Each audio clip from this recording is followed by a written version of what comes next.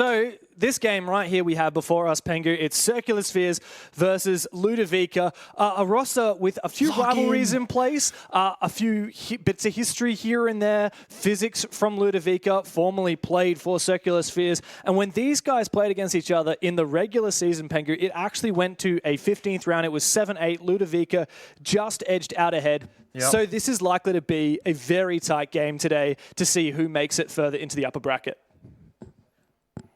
That's exactly it. And I mean, the fact that it's a close first time in a best of one, that is one story. Now we're in best of three. So it's all about adaptations, learning, figuring things out. I'm excited, okay? I did a little bit of research because I honestly don't know much about this region or these two teams. And on the notes, on the paper, I have a slight favorite towards Ludavica here myself. Their operator bands, how they've been playing, etc. But it is literally anyone's game. Ludavica, of course, in the first map, got the advantage. They're starting on defense, on consulate, a much more favorable side, if you will. And they can get comfortable. As Gustin was talking about, if they have a slow start, maybe they can choke it out. When you start defense, I expect to get at least, 4 rounds on the board. Yeah, and the winner of this game will go further into the bracket to play Enterprise later on today, the #1 seed in the league. So there's a lot riding on this. Of course, this is not quite do or die yet. This is a double elimination bracket, but getting up into the upper bracket nice and early would certainly be a huge boost for these teams. This is by far like the easiest match that these teams are going to have. So you really need to jump on it while you can. Let's see what we can see. Let's see, speaking of jumping, look at this, teams. We got the Grim, the Glass, the Blackbeard, the Amaro, Candelas in hand, ready to go. This could just be a first round in through con window, going for a straight planned aggressive attack. If that's the case, we're starting off very hot. CS, though, not quite ready. Still waiting for the right positions, but they're almost there. These smokes, once they go, surely that'll be the sign. Here comes the flashes. Hunter with Diffuser on the Amaru right now. There's a player just around the corner as he jumps up. Jackenna is the first one to fall, and Hunter shortly after from Physics, who seemed completely prepared for what was going on. Neptune does trade him, and there is an entry into the building after the trades. It's a 1 versus 2 for Lunchbox, and he does not survive. Goof to put the final nail in the coffin, and what was a very quick execute for Ludavica. So fast. It started off on the wrong foot, right? 2 attackers die very early, Diffuser down the ground, and I'm thinking it's not gonna work out. But then the trading game, the CEO repel from the Grim, getting that 2-piece really opened things up. It's again, we start off on a note where what the hell is going on? There's no pressure from Circular Spheres anywhere on the map. They're playing CEO window, yellow Scarlet, and on that, meeting window repel. There is a very clear sign there from the attackers of what they're going to be doing because they're nowhere. And yet, Ludavica lost the individual gunfights, and with that, the round. Yeah, genuinely, I don't know how that happened because the first thing I saw was 2 players from Ludavica found kills. CS lost Hunter, who was the one that repelled in on the Amaro with the Diffuser. And then out of nowhere, it's a 2v1 in favor of CS. How on earth did that happen? Yep. Sometimes this is how it goes. I mean, in the end, we always say this. Siege is a, strategical, tactical, execute, whatever game. But at the end of the day, it's an FPS. Shoot the head, win the gunfight. You will eventually win the round and get those 5 kills on the board. And that is exactly what CS got done that round. Yeah, absolutely. Now, for people that have just tuned in to APL for the first time on the Rainbow Six channel for this year, welcome on in. Of course, as Rob and the guys on the desk said, new format. The rest of this league, the regular season, the round robin phase, has already been played out on the co-streamers channels, and now we're into the playoffs. This is where we fight for all the marbles, and we've had quite a long time since we had an official Oceania broadcast here on the main channel for these teams. And so there's been a whole slew of roster changes. This Ludavica roster in particular is brand new, and they look to fight back early on. Box straight up with the question mark after taking down Jackenna very early on. Former teammates as well, the 2 of them. What? That's unlucky. You hate to see it, right? You're Blackbeard, you're chilling, you're literally unkillable. You go to ADS and shoot the default cam, and you're dead on bad timing. Great scene from Box, got that Vector in hand, high fire, it gets the job done. And now again, the attack starting on the back foot. But in that first round, it was the same story. It's still winnable. They guys still got air jabs to work with, the glass, of course, the smoke grenades. But what they will need is an easy kill here in the mid round. play this attack 4v5 all towards the bomb side, that's going to be almost near impossible. They have to find the kill somewhere, ideally top floor, before things get further. There's a good setup here from Ludavica. Physics is downstairs as well. Another potential nail. Ooh, Box has found a second one. No. Where is that? Neptune goes down. No trades, no pinch here from Circular Spheres. Very awkward now for the last 3 players to try and conjure up something. Box just owns top floor. That's his territory. He's like the sole player upstairs, pretty much it looks like. Just like roaming around aggressively. Look at this. A quick entry, a kill, and a plant going down. How is this managing to go down here? Scars is covering here with the Glaz upstairs. Hunter secures that diffuser. Goofed the one to try and create enough noise to cover. There were feet spotted for a brief moment coming up from the hallway, but he didn't see it. And here comes into the site, Cairo to find the kill onto Hunter. Milo to heal himself back up again. Goofed is low HP as Scars rotates down to come and support him. These 2 players on the attacking side now looking to try and secure that diffuser as Ludavica push on forward. Cairo's found another one, leaving up to just Scars in a 1 versus 3. And Cairo's going to start getting on that diffuser. Scar's going to have to deny it now, and he just does not have the time or the capability to get in position. A spray through the wall almost finds the player, but it doesn't matter. And with that, another defensive round on the board there, and Ludavica managed to tie up the scoreline. I love this from Box, right? Getting aggressive, getting their face, getting those opening kills, and saying the bait of doom. I mean, this is the thing. The post plant actually wasn't that bad. It was so impressive how Circular Spheres could get in the bomb side, get down the diffuser, and get 2 kills in the process. And I think to myself, this is super winnable. But there's one small thing they did not do. And you saw it at the end there. They didn't open up the soft wall that allowed the attackers from lobby or tellers to see that post-plant position. So Glass has to go for a wall bang, doesn't hit the shots, the counter defuse goes through, super unlucky. It's very small things that cost Circular Spheres that round, despite starting in a 3 versus 5. Yeah. And this is the thing, for Ludavica, they cannot underestimate them because they keep fighting back whenever they're behind. Yeah, no. Out of nowhere already, 2 rounds straight out of the gates from CS with a lot of fire. The rush in the first round and the comeback from the 3v5 in the second round. Even though the scoreline is even, it's been a bit of a hectic game so far, Pangu. And personally, I'm struggling a little bit with the names of the teams because we've got 2 former CS players on the Ludavica roster, and it is messing with my brain. Physics, for the longest time, was on Circular Spheres. He was part of that core of the roster, and I think a lot of people would have seen it as an upgrade when this Ludavica roster got put together. You've got such talent as Cairo, formerly on that Chiefs roster that went to the Montreal Major. You've got Karma, which was one of the rookies of the year last year in OCE. Lunchbox as well, another very strong rookie.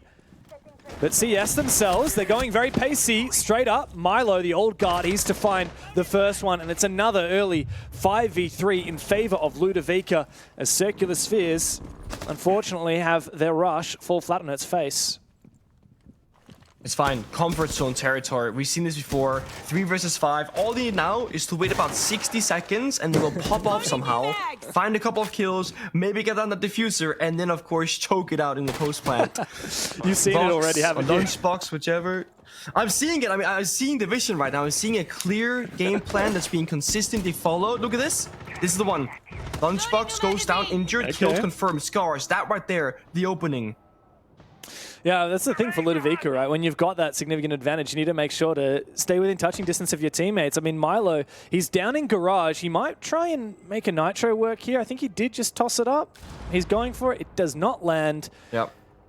Just didn't have the timing there. The pulse downstairs. It's a nice idea, but he's really vulnerable to Jake, who's watching from this hatch as well. The problem here for Ludavica, and I think the way that Circular Spheres keep bringing back from these disadvantages, is that all these Ludavica players are seemingly quite separated. That they are. Speaking of C4s, however, 3 more in pocket. So often we talk about, is it worth to use a C4 if you're probably not gonna get a kill, like a 50% chance? Often we'll say no, save that C4 for plant deny. In this case, there are 3 more to swap around. Now Pulse, Milo, who used it, can be on the scanner, just constantly on the gadget and tell his teammates where to use those instead. So Ludavica actually have now more gun presence in the round to try and stop this push from Circular Spheres. That said, we do have the IQ pick from Chikena. Is going to enable him to spot out where that pulse is. Should Milo get on his scanner? Scars opening up some more hatches, opening some more avenues. A drone to go out and figure out what's going on downstairs in Archives at the bottom floor of that split bomb site. Where are these remaining Ludavica players? And here's a bit of a flank from Milo. Physics, meanwhile, from the stairs onto site. He's got that diffuser within his grasp as well. That's diffuser. And the last couple of players will fall. Ludavica lock in a second defense and steal away for the first time with a bit of a lead. Looking very comfortable. I mean, one of the big things there for a defending team on the split bomb side is making the decision of, hey, are we going to have the C4s ready? Are we holding our flanks, the hatch drops, the staircases? There's a lot of different problem solving that you got to go through as a team. When you bring both the Pulse and the Valkyrie, you get a lot of information. And the benefit of losing that first defender on defense is you get a permanent, hopefully, person watching the cameras, okay? Of course, you can be a troll and not watch the cameras when you're dead, but you should be. We haven't really seen the Doki become to effect right now. It did survive the operator ban phase. It's going to be Glass and Valkyrie. So very much Intel being targeted there from the attackers. And of course, that kind of niche operator that we saw from Circular Spheres in 2 rounds. The first 2, that is, the Glass. Yeah, I think that's a good move there from Ludavica. We've seen a lot of double bans on the shields. We've seen a lot of triple shield bans as well, Pengu, across the world, right? Ever since the new ban format came into fruition, everyone's targeting those shields for the most part. Occasionally another operator. The Glass is a unique one we don't see banned very often. But with the amount that CS have been tempted to play it, this is a good move here from Ludavica, especially with that Warden ban from CS. The Valkyrie on the flip side, perhaps CS don't want to keep running that IQ. They want to have a little bit more flexibility. They want to be a little bit faster. And yeah, as we get into the second half of the first half, now with the complete bans already on display, the thing that I'm wondering is how much will Neptune's Ying come into play here, especially as we go back to the top floor where we previously saw that rush from CS. Yeah. Hopefully this time, not a rush with that. Consulate is kind of a funky map because you can go for a direct rush on every single bomb site, although it being extremely risky. However, you can also play the opposite game. Very slowly, holding windows, on the rappels, slowly taking map space. And you can also do horizontal takes, you know, on the window, yellow skylight. You can go below in piano, do verticality with like a Bach or a Deimos. You have a lot of different tools and options on the attacking side. Circular Spheres so far, they've been going fast, fast, fast. There is a world here where they're going to start feeling out Ludavica as the rounds go by and slow it down, but I'm so wrong because they're in the bomb set again, James. Yeah, and they're also going to have first blood against them again. It's Hunter who goes down. He repelled on in. A rush inside the building from Neptune. In the midst of the smoke and the flashes, he finds one. Milo, though, looking to try and deny this plan. He gets active, and he does eventually fall. It's now a 3 versus 2 in favor of the attacking side, despite losing the first player on that rush. They have landed enough kills to try and maintain that control. Diffuser goes down. Now Lunchbox and Karma to try and retake. Still that Azami alive with keeper barriers in pocket, potentially able to help for this retake in the late round. But Box has got to come and support as well. The EMPs go out just to try and make things a little bit more difficult here for Ludavica. Make things very awkward for Box as well. And of course the air jabs as well will knock him about. Nades go out. And CS should pretty much have this one on lockdown. 3 players in the post plant. Out goes the first keeper barrier. This is not going to work out. It gets shot and destroyed, but it doesn't matter because there's not enough time to get this diffuser done. And bang, what a rush. Again, CS making this work. Again, yeah, you're right. They rebel on in against the Tashanga, which is a terrible idea. They might have known the operator was in play. And then Nomad dies, diffuser's down. Guess what? You said it. If Neptune's Ying can be effective in this round, that can be the win condition. He gets the melee kill to Shanga. He locks things down. He buys enough space for the rest of his team to appear on the bomb side. And then, once again, miraculously, they actually get down the diffuser and they play a nice and solid post plant. I saw, watching the Scopos there, the players talking about it, they EMP'd the Scopos and it was just a black screen. Is that? But I mean, is that Scopos part of the is game? a robot, is that, James. Is that what happens? Is that like genuinely an intended effect? Because I've never heard of that before. No. Is that what happens? No. So when you Doki call the defensive lineup, Scopus will get this very specific visual in the middle of the screen that is obscuring a lot of your vision. However, I don't believe EMPing Scopus, the active drone, the active robot, should have a negative effect. Imagine you EMP Scopus and he just like freezes and gets disabled for however many seconds. Can you imagine how powerful that would make Thatcher over Scopus?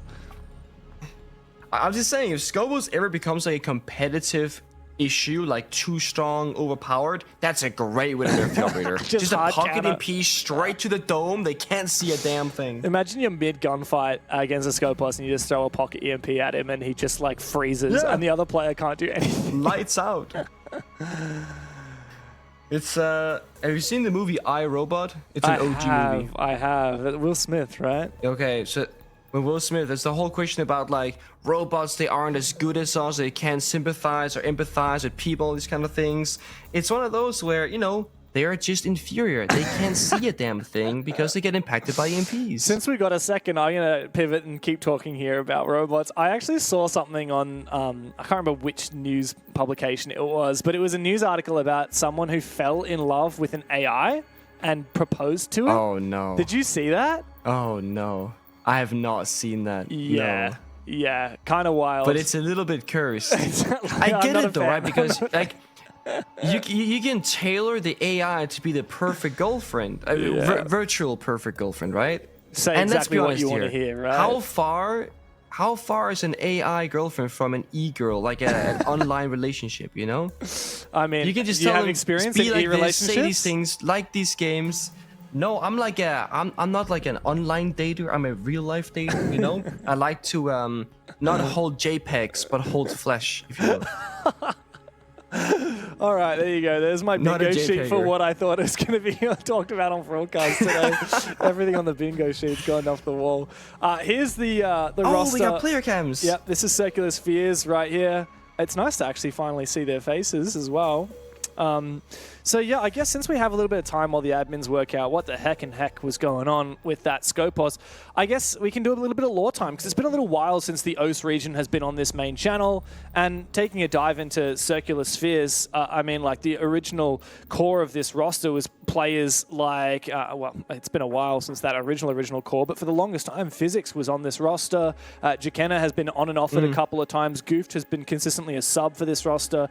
And Scars and Hunter actually came along from Man LFO, who last year ended up being the second place team before Chiefs existed, before Chiefs came into fruition. Man LFO rocketed up to being the second best team in the region behind Team Bliss, who are now GG. Neptune's also, he's been kicking around in the scene for one of the longest out of everyone in this server at the moment, actually. So a couple of roster changes here for CS. Hunter is the biggest pickup in my mind. He was such a prolific support player and known to be one of the best shield players in the OCE region last year, and it really has kind of uplifted a lot of his former teams like Man LFO. On Circular Spheres, I think a roster that was typically known to be a bit of a meme team. Like CS, they were all gunners, but they were kind of like young gunners. I don't think they necessarily saw this as something where they were like, you know, contending to make it to majors. They were just having a bit of fun. Now you've got a real serious backbone, and you've got some really talented fraggers as well. You know, Goofed, Scars, Jakenna when he's on his day. And CS is kind of becoming a little bit more of a formidable opponent. I mean, Disc spoke about this earlier, right? The region as a whole for this stage, competition has gotten tighter. Like the top to bottom, the mid pack, a lot closer together. Obviously, we have a bottom in the region that is completely 0-0-7, just straight losses. That happens for a lot of time in the past. Other regions had that as well. But I was surprised myself checking the score lines of just how one regulation victory, getting those 3 points, can make or break your placements between 1 and like 4 or 5, basically. It's very impressive, actually. Yeah. Both of these teams actually only lost 3 games so far in the regular season. Circular Spheres themselves even beat Chiefs as well. So some big wins for them. It's a rush again. It seems to be Hunter is on the forefront with his black beard, but he loses his feet. Physics takes him off, and CS once again start with a rush. It ends up losing a player early on. However, unfortunately, they're not able to trade it. Milo does find Goofed. Eventually, Jekena trades back again, somehow survives the shotgun blast to the face with that Finker Adrenal Surge supporting him. Scars now looking to try and hunt for a kill here. It's pretty awkward. Milo's running away, eventually goes down. It's just complete and utter chaos in the server. Every second, everywhere you turn, there's another frag going down, leaving it just up to Scars in a 1v2 as Cairo holds on to the stairs here with the diffuser in tow.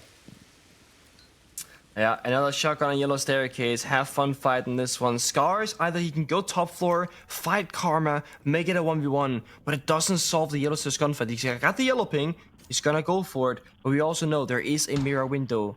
This might get very awkward very quickly. He's got to hunt for it. Pushing forward, there's still 2 players to find. Continually, he's running away as Karma.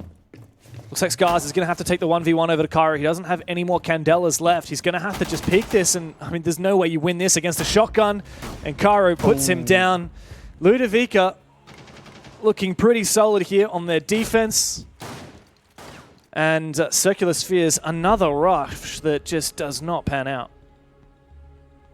Yeah, I mean, that was kind of unfortunate. The grenade from the Blackbeard himself, I believe, or maybe it was from the Fink, I'm not entirely sure, ended up forcing Hunter on the Blackbeard to look in an awkward way, gets kind of shield bashed, then he gets swung by a shotgun at the bottom, yellow. It gets very awkward very quickly. But I will praise the defensive team here of Ludavica. They are in the right places at the right time to punish every single round. Why is there a guy right below yellow Skylight in that very moment? You're either reading into it well, you're just happening to be there, or you got the right timing on things. When you do that, pretty much every single round, even though it's like they lost, that's gotta be Ludavica just being well prepared for this matchup. Look at this, Nate goes out, gets you shield bashed, shotgun, it's pixel perfect. And if you win this gunfight against Finky with the second shot, that's an even cleaner round as well. Yeah, very solid lock in there. Shotguns on defense, hey, just too good, especially on those staircases. Blackbeard never going to win those. So, as we move into the final round of the half, can CES push it for 3-3? Considering how good they were on some of those rushes, some of those really chaotic rounds, I feel like it's possible. And if they are able to get that 3-3 half, it puts them in good stead. Obviously, very hard to attack on Consulate, very defensive favored map a lot of the time. Ooh, there you go, Bravo drone spotted.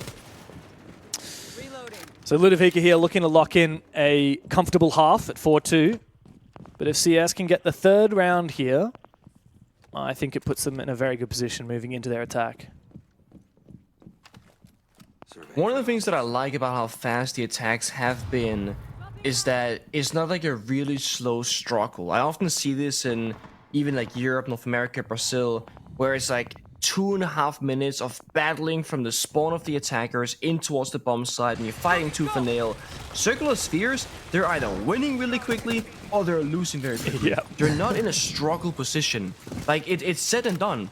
And in a lot of ways, when you play a longer series like a best of 3 or best of 5, you want to try and save, of course, the mental, both in how you're feeling, how you're doing, but also just how much space you have to do the strategy, the countering, keeping track of everything. Having quicker rounds is massively beneficial. And despite having those very quick rushes, they have won 2 rounds. And that is like I would say the minimal expectation. If they go 3-3, that's great. Worst case, they get the expected 2-4 half starting attack. That's completely fine. So they've gotten the job done. Now the question is, can they beat the bar and meet them halfway? Well, this has been quite the opposite of what we've been talking about. Half the round gone, finally an engagement. Gooft is the one to fall. I think he'd already lost both of his Bravo drones, but yeah, unusually. He's the top fragger for the team as well at the moment. Big one to lose early on. Scars as well. This is not a good look here. Another kill likely to come through, but it's actually 2 picks in favor of CS, evening up the man count. Kara is also not far away from a lot of these players. There's info here from Milo on that pulse. There's still 1 logic bomb in pocket for Neptune. Should he look to use that? What is going on? Jekena! What? How do you land that? Kara just got absolutely destroyed. There's a bit of laughter in the chat for that one. And with that, I think this round is flipped, Pengu. CS should probably win it. very well might be. It was a slow burn, final call going out, no jammer inside, crazy luck from Cairo. C4 goes out, back to a 2-on-2, but Circular Spheres, they like information. The C4, is it bad? Oy. It does not land, and the flashbang from Neptune might have just saved the round. It's Milo up against 2 players. He doesn't seemingly have the angle to get the diffuser planter, and with that, it's Hunter and Neptune against Milo. Milo got out of retirement after playing back in the wildcard days to join this Ludavica roster. And his first stage back, he's now forced into this 1 versus 2. But Hunter and Neptune look to have pretty solid positions. With no C4, there's not a lot that Milo can do. He's looking pretty lost. No clue where these players are. And with the Ram going onto the top floor and opening Vert, there's absolutely no way that he can make this work. Time is ticking on down. And CS, again, despite a 3 versus 5 early on, are going to find a 3-3 half. Hunter to find the final pick, his first of the game. And, well, we certainly have a tight contest on our hands. It's 3-3 as we move into the second half. There's 2 things that happened that round which kind of defined the whole thing. First of all, Jake just walks in with the Ash, 1-tap pistol somebody bottom spiral, seemingly out of nowhere. I have no clue how that happened. Secondly, Ludavica are so good at just locking down the rounds, right? They get the first opening kill, they get the second. In a perfect world, they can play sheltered roles, fall back, not take any risks. We see a bandit sprinting into lobby to try and go for another kill, and then this happens. Jake just domes the guy. And the entire round, like you said, it gets flipped upside down, and what was an unwinnable attacker round becomes almost unwinnable for the defenders. Yeah. Well, we knew from the regular season that CS and Ludavica gave us a real showing. Obviously, the rivalry of having former players from Ludavica, from CS on Ludavica. Now we went all the distance to 8-7 in the regular stage. Now we're here at 3-3 after the first half. I think we're probably likely treated to another big series here. But of course, now, Pengu, we're in a BO3. So it's quite a different scenario. Now, I don't actually know which team picked this. We never got that call, but as far as I'm aware, last time this was banned, last time these 2 teams played each other, it was on Cafe, and it was CS who banned Consulate. So I wouldn't be surprised if this is a Ludavica map pick. 10 seconds to go. Yeah, it's the only thing is Circular Sphere, they have played Consulate twice already.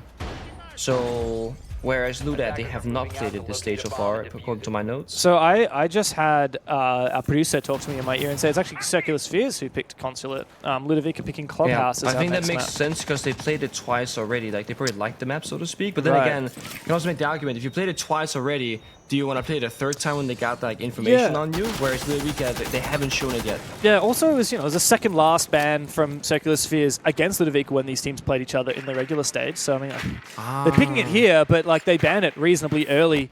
They wanted to play Cafe last time. I mean, even Ludavica, who've now picked Clubhouse, they banned Clubhouse when these teams played each other last time. So go figure. Okay. Interesting. Side swap, of course, eyes right now are going to be on the entry department. Lunchbox, perhaps, who knows, is going to get the action going. Operator bans, there was a target on the pulse, and there was a comment in chat, how am I supposed to jump out the admin windows now without this operator? I mean, sometimes that's just how it goes. I like this, a little cheeky. It plays the same as the Valkyrie, of course. Information, C4's below. Difference is, Pulse is actively tracking you across the entire map, whereas Valkyrie has like a dedicated 3 Valkyrie cameras, and that's the only areas you get information on. Of course, the big difference is most people don't tend to play Pulse, whereas Valkyrie is very often played. Regardless, Pulse is gone. Valkyrie is not played this very first round. It's much more utility, wall deny, and time deny from Circular Spheres.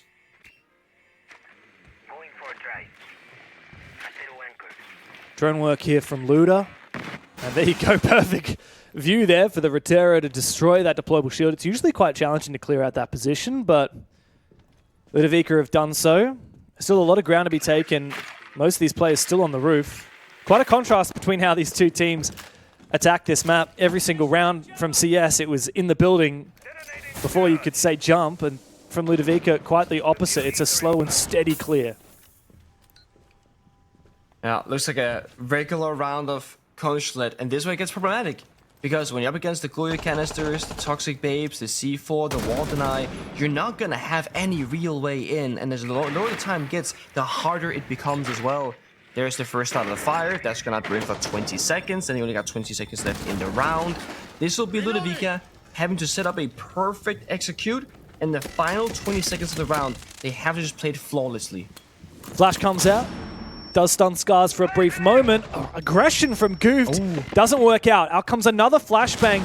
The Aora is destroyed and enables the 2K from Neptune. On the back of the impact, he gets active. And the retake is well and truly on. Ludavica struggling to deal with it. A third for Nep. And it's up to Karma now to pick up the tattered pieces of what remains of this Ludavica attack. With no time to get it done, it's a 4K for the Warden. Neptune popping off. And a solid start to the defense from Circular Spheres.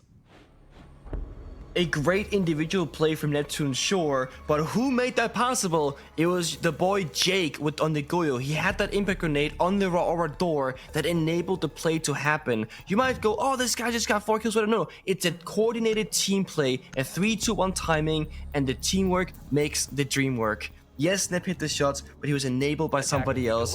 Ludavica, they need to speed up on their attacks. They cannot go up against the bomb site with almost no time left and not enough utility in the pockets to deal with the player positions. They only got 1 kill, really. That was Goofed, who swung outside the bomb site aggressively on the meeting door through the Toxic Babe. Other than that, it was a clean clear up for the rest of the defenders. What do you reckon would have happened had they not impacted that Rayora? Reckon that was a Ludavica round? I think that once the Toxic Babe expires, about 3 seconds, 4 seconds later, as well as the final Goyo fire that we witnessed, I think they just go for a default plant position. There was not a C4 downstairs, Smoke was someone who died swinging the door. It would have to come down to a gunfight somewhere else to win the round. So I would very much heavily favor Ludavica had Neptunes not made that play with Jake. Yeah. Yeah, it's funny, like Rayora, an exciting operator concept, but so situational, and then if you rely on that wall to be locked down, then obviously that's what happens. If Ludavica were expecting a potential impact, then that would have potentially been a free kill onto Goof, but yeah, not to be... Oh, sorry, Neptune. Neptune's actually on 10 kills now. I don't know when that happened. Yeah.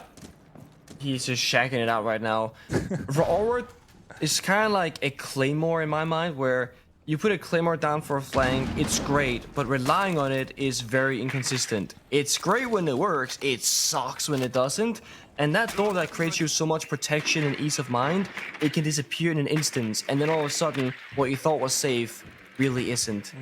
And it's such a quick play. Of course, impact grenades, not super common these days. You can't impact trick, heart breaching is easily, the explosive radius got reduced, C4 is more popular.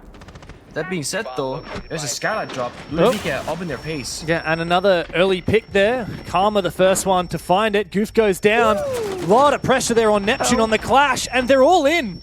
Ludavica have found almost all the kills they need. It's up to just Hunter left. He's now managed to take down Cairo. Jukena finally finished off, leaving it just up to Hunter in a 1 versus 2. That diffuser is just next to that vertical hole as well. Milo wants to go grab it, but he's worried about Hunter from below. Hunter is actually on the bomb site, so it's downstairs here in Piano.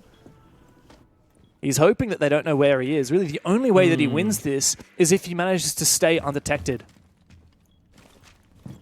I like this play from Hunter, though, just playing nice and slow. Ludavica also playing this very respectfully, looking to drone him out and get that information. Oh! Attacker's goal, figure out where he is. They know. Hunter, stay hidden. He's right there. Yeah. Ironically, it was actually not the drone that revealed his position, but Box just hearing him through that vertical hole. I think, yeah, it was pretty well played. There's been a lot of lippiness in the chat tonight. Hey, Cairo saying, what the hell? Another chaotic round that ends us, guess what? At an even scoreline, 4-4. And this matchup between these two teams seems to replicate what happened in the regular season, which is that these are very tightly knit teams. It's going to be a long series ahead of us, I've no doubt. So far, fast equals good for both teams on the attack. That's the thing that's been confirmed right now. That round was over at like the 1 minute 35 mark. That's when the 2v1 basically started. And, you know, with the final 55 seconds left, that's when Box got the final kill. So, again, I want to praise Luda for recognizing that slow struggle was not going to be the way forward, and they were not shy to speed things up when they had to. Speaking of all the comments in the chat in the in-game here, what do you reckon the average age is of this matchup? Because I have no idea. I couldn't tell you. Are we talking super young? Because this was like, this guy's the oldest, this guy's the youngest. Okay, so I have... Because I saw What the Helly, and that gives me an indication, you know? Oh, well, Cairo, who's the one that said that, he's 22 years old, which is kind of on the oldest... Okay, that's fair. Kind of mid to older side of OCE players. In regions like EU, you tend to have older players because it's more possible to make a career out of Rainbow Six in regions like that. You know, like obviously Ludavica and Circular Spheres both orgless rosters, so you know, sometimes players will retire because they feel like they are not able to make a living, so they have to move on. I've got Goofed at 23, which is funny because I always picked him to be like a young'un. Neptune 22. As for Ludavica, I got Cairo 22, Physics 21, Karma 21, Pinku 20. Milo, I'm not sure. I don't have his age, but I'm guessing around 23 for him. And I don't have some of the other definitely on guys. the other side. Yeah, well, funnily enough, like in OCE, that's kind of on the older side because, like I said, we actually don't have. That's crazy. We don't have a lot of older players in the OCE region, and recently a lot of the talent coming through is 21 and under. You know, for example, I don't have the numbers on my head, but yeah, TSG, who unfortunately aren't playing today, they're a very young team. And as I get distracted focusing on how new and upcoming a lot of these players are, we've already had a couple of engagements and a disconnect. I didn't manage to see what happened there, but Ludavica are a player down. It's just Box and Karma. And unfortunately, this is probably the place where Circular Spheres can jump ahead a little bit. Yeah, this could be a done deal. I also did not see what happened with the disconnect. I just looked over and it was like, okay, 4 versus 5. I assume it was a disconnect into a kill. Maybe he died and left, whatever. We'll figure that out. Still, though, you gotta fight until the round is over. We've seen rounds like these being won already earlier, just a couple of rounds back. Karma and Box in a 2v4. But Circular Spheres, they're playing this smart. They're running back layer by layer all the way down towards the basement bomb site and just burning down the clock, establishing those crossfires. In a 4 versus 2, the best thing you can do is have 2 people work in a duo and just have a crossfire. That means if any fighting happens with those 2 people involved, they help each other. Both duos will do that together, meaning Ludavica shouldn't have any easy way back into this. Unless Circular Spheres, they overstep here and swing out too aggressively. Oh, there you go. Scars pops his head up. Like that. Yeah, that's exactly how you make it work. Karma's got the diffuser. He is going to be dropping into a crossfire here. The main player to worry about for him is the one at the yellow pillar, which I believe is Neptune. Or is that Hunter? Hard to tell from the outlines at the moment. I think it's Hunter. And he can just hold on here. He doesn't have to overswing. Karma is going to have to support. There's only so much that Lunchbox can do.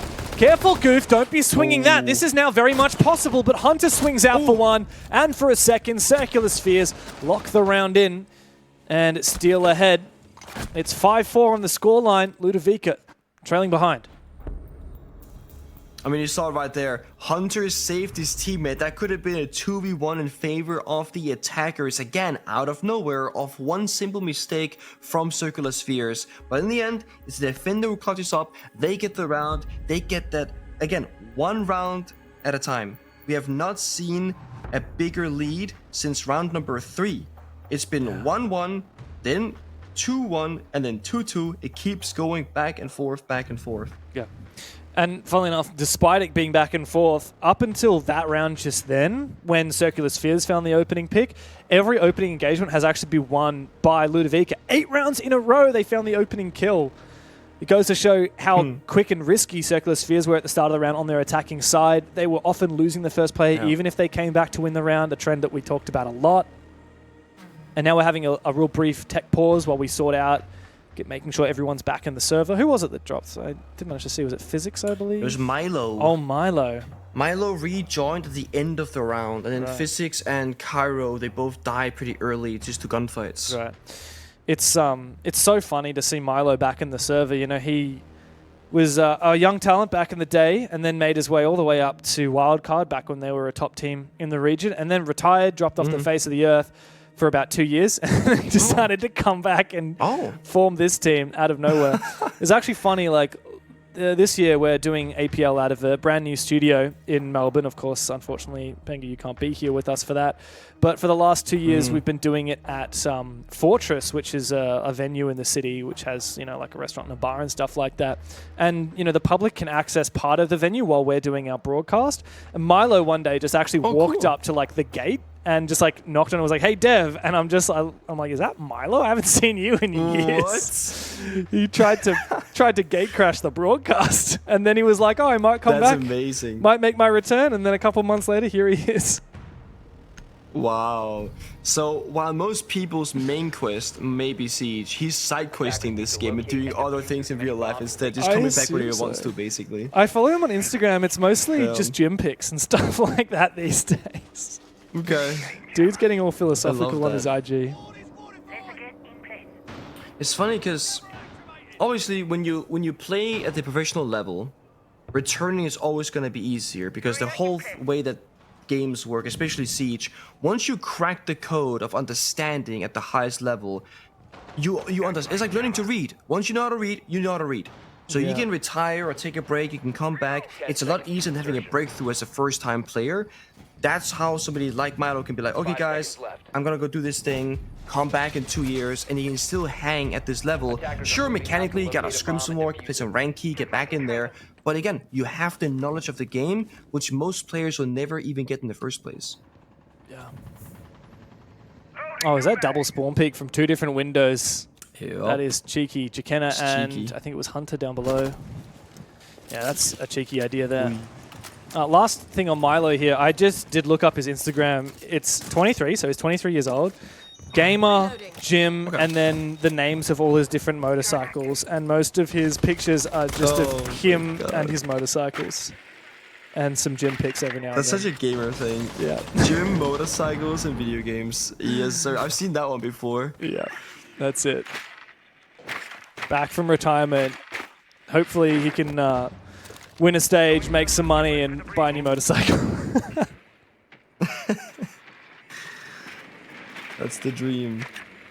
Now, speaking of what you guys said earlier, right? So the first place gets a spot into EWC, which the desk mentioned is a big deal for players in this region because obviously, like you said, not everyone is full-time salaried. Imagine those that are, they're much lower paid than EU and Brazil, for example. So when you have a chance to qualify for a major an event that has a high prize pool, I mean, that can make a big difference with players like these. Absolutely. Yeah, a huge difference. Even for these teams, which are orgless and not getting paid anything. It's like Box has been taken out, and he's throwing a bit of shade Jake's way. Oh, there you go, Karma. Sneak up behind Hunter, caught with his headset off, I guess. That's an easy kill. Even would have been on camera there. That's frustrating. I would have been a bit annoyed if I was Hunter there. Yep. I checked for a second there because I saw Jake was typing in chat, but Jake was not Hunter, so I thought maybe he died because he was typing, but maybe he died because that's the player worst meant to cover him was typing in the chat. Yeah, exactly. That's why I was like, okay, if that's the case, that's really, really bad, but it wasn't the 2 players that were involved in that area of the map. It would have been very I've had one instance before where oh, good night, honestly. What a great shot from Cairo. Yeah, we love that. Also, a really off angle there being used from Jakenna as well. The part of the long desk here destroyed. Don't always pre-aim that angle. I guess Cairo does. Sharp player, by the way, Cairo. Obviously being dropped from Chiefs, one of the top teams in the region. It's always a tough pill to swallow, but Cairo's been around the block a few times, and he knows how to play at a high level here in OCE. Another kill, the flashbang to go out from the Ying, the Candelas, and now the diffuser to be locked in from Physics. Good trade there from Milo. It's just Scars now in a 1v3 as that diffuser goes down. Ludavica looking to tie up things once again. Could we expect anything different? This game has been back and forth. No team managing to get a lead of more than 1 round. Now Scars has to try and find each one of these kills. He won't even find the first. Physics puts him down. And we're back at an even round count. It's breakpoint, Pengu, 5 rounds apiece.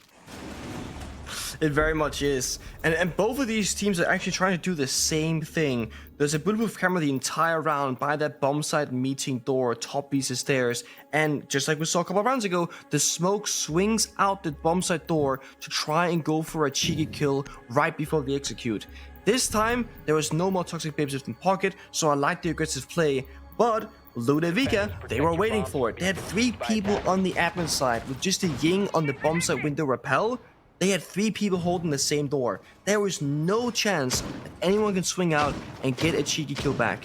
So Ludavica actually kind of baited it down, saying, hey, we want to go now, we want to go now, we want to go now. Circular Sphere, they make a move, they hold the move, and they get a free kill. So again, these teams already on this very first map, they're reading into each other, adapting, countering, and just kind of figuring out what the game plan is going to be from their opponents. Yeah, it doesn't surprise me at all that these teams are quite good at countering to each other. Obviously, we have former teammates across both rosters. Yeah, like I've said before, Lunchbox and Physics previously playing for Circular Spheres. We're going for a little bit of a technical pause, so you'll see our beautiful faces again. But yeah, so it's going to be a tight game between the two. We've already seen that so far. They're going to be really good at reading each other, thanks to the former players from CS now on Ludavica. And yeah, I expect that this is probably going to go the distance on this map, and then we'll probably go to the next map, and then we'll probably still be close, and then maybe we'll go to a third map. I have a feeling this is going to be one of the longest series that we'll be watching today. I wouldn't be surprised, not at all. I mean, we saw, as you said, we keep saying this. The first time they played each other earlier this stage, it was at max overtime on Cafe. I kind of want to see people going distance. I want to see teams being evenly matched. With that being said, though, we do have a very long day. If this goes every single OT for 3 maps in a row, it's going to be a long one. I started early. I will finish early. But for you, James, you're a little bit ahead of me, so you'll have a late night. Well, the time right now is... Actually, my watch is broken. It's 3 p.m. Wait, is my... Oh, my watch is actually... Watch that broke? It broke when we were in Rio. It's actually kept time. Yeah. Strangely. It still says 3 p.m., but, I mean, you guys might be able to see this, but it's still... The face is kind of cooked, and every now and then it just freezes, and I have to reset the time. So, yeah. Don't break your watches when you're in Brazil, guys. I wouldn't recommend it. But, yeah, it could be a late one. Yeah, or anywhere else. So... We're meant to have 4 BO3s today. We already have had 1 match forfeit, which means that Chiefs will go straight on to play GG in the upper bracket semi-final. So we do have 1 less BO3 than we were going to have. However, we still have to give time for players to rest between this game, CS and Ludavica, and when the winner of this match goes and plays Enterprise as the following match. We do need to give the players a bit of a rest. So we'll have some extra content for you guys to watch during that break. And it does mean that it's still going to be a long day, especially if these matches end up being quite long. And I'll be honest, like, this game looks like it's going to go the distance. Chiefs GG, our final game of the day, is absolutely going to go the distance. That's what many people do regard as the top 2 teams in the region. Certainly the top 2 teams previously, before Enterprise entered into the scene and started to kick up a bit of a fuss. I think if any game is going to be quicker today, Pengu, it's probably going to be whoever wins out of this match going against Enterprise as our second BO3. I wouldn't be surprised if Enterprise, who are sitting back watching this, just chilling out right now, managed to run away with that game. I could totally see that happening as well. Speaking of GG, have they stopped blatantly trolling, by the way, or are they still a bit hit and miss? Because I saw during the States, there are a lot of memes on Twitter about they're kind of shit and they're trolling and they got imports and they're losing all these things. What's the verdict right now? Mixed bag. So did you co-stream any of the OCE days? I did not. The time zone does not align. Okay, cool. So, yeah, the games that I watched, so I saw Chiefs GG play in the regular season. Chiefs did win that. GG didn't look incredible, but Croxon in particular does look incredible right now. He's been an incredible player. Depending on by what metric you look at, arguably the best player in the region right now. It's between him and Jigsaw, who are looking like top players at the moment. But the thing is, a lot of people put an asterisk on that game with the GG Chiefs because, of course, they're going to know that they'll be playing each other in the playoffs. And GG had already qualified for top 2, which means they wouldn't have to play in the quarterfinals. So I heard a lot of people... I mean, I even spoke to Wedables and Oda. I actually had them both in my co-stream while I was watching some of the other games, and I was kind of quizzing them. I did a little bit of a post-match interview as well. And Wedables was like... firstly, I appreciate these off the leash a little bit. Last year, Titan really had all those GG guys very tight-lipped, not talking about things like, for example, when they dropped Oda, who went and then made this Chiefs roster. Very much it was all business. It was all, we're not going to talk about what's been happening. Wedables is kind of, he just told me actually, he's like, look, I don't even care anymore. Like, they can tell me not to talk. I'm still going to talk. Like, I think it looks better for everyone if we're just open. Because GG are kind of perceived in the OCE region as the villains. Obviously, we had the greatest team that OCE has ever had, arguably, in Team Bliss. And then Titan comes in. We had an imported coach. He has a very specific, very, in some ways, aggressive way of doing things. He's very much like no nonsense, which isn't very typical in Australian culture. We quite like our nonsense down here. Way. Yeah. And then, of course, we see one of the most beloved players in the region, Oda, dropped. And then it was all the drama that came out of that. Wettable said, in my defense, we just played a map that we've played a million times already. We won't be playing that in playoffs. So it could be that the game later today will end up being very competitive. I wouldn't be surprised if GG wins it. But of course, we're still in the middle of Ludavica versus Circular Spheres. And we've got to go through a couple of more technical problems. We'll be back in just a minute, so don't go anywhere for the rest of Circular Spheres versus Ludavica.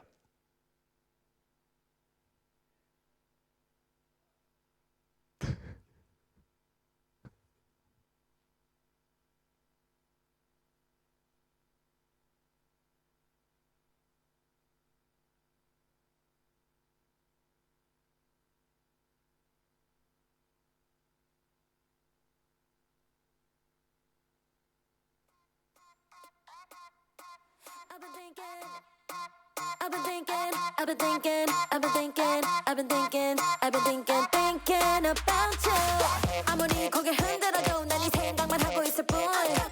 아무리 딴짓해봐도 난 너의 목소리만 들릴 뿐. 있으면 내 here with me. 가득 심장이면 please tell me. 빨리 고백해볼까? 눈 감고 말해볼까? 미치겠어 only you, you, you, you, you. 이런 건 처음이야. 너무 설렘이 좀 나.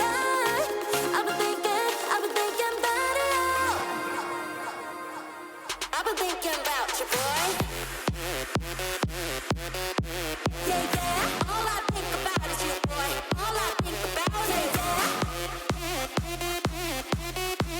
yeah, yeah. All I think about is you, boy. All I think about is 내 맘 아는 사람 손들어 하얀 우리 눈엔 완벽한 lover. 내 맘 아는 사람 손들어 하얀 우리 눈엔 완벽한 lover. 다가가도 괜찮겠지? 다른 애들보다 내가 훨씬 단단하게 걸어가면 다들 속닥 속닥 My confidence is shooting through the roof. 아무리 고개를 흔들어도 난 네 생각만 하고 있을 뿐. 아무리 딴짓해봐도 난 너의 목소리만 들릴 뿐. 있으면 내 here with me. 가득 심장이면 please tell me. 빨리 고백해볼까? 눈 감고 말해볼까? 미치겠어 only you, you, you, you, you. 이런 건 처음이야. 너무 설렘이 좀 나. I've been thinking about it. I've been thinking about you, boy. Yeah, yeah. All I think about is you, boy. All I think about is yeah, yeah. All I think about is you, boy. All I think about is 내 맘 아는 사람 손들어 하얀 우리 눈엔 완벽한 lover. 내 맘 아는 사람 손들어 하얀 우리 눈엔 완벽한 lover.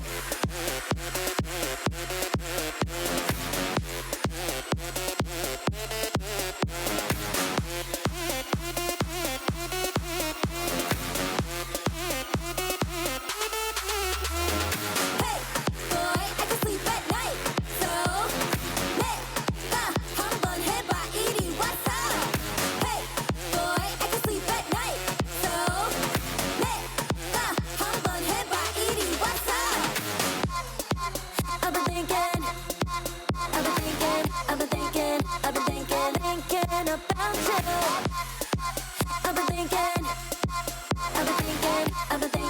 I've been thinking about you.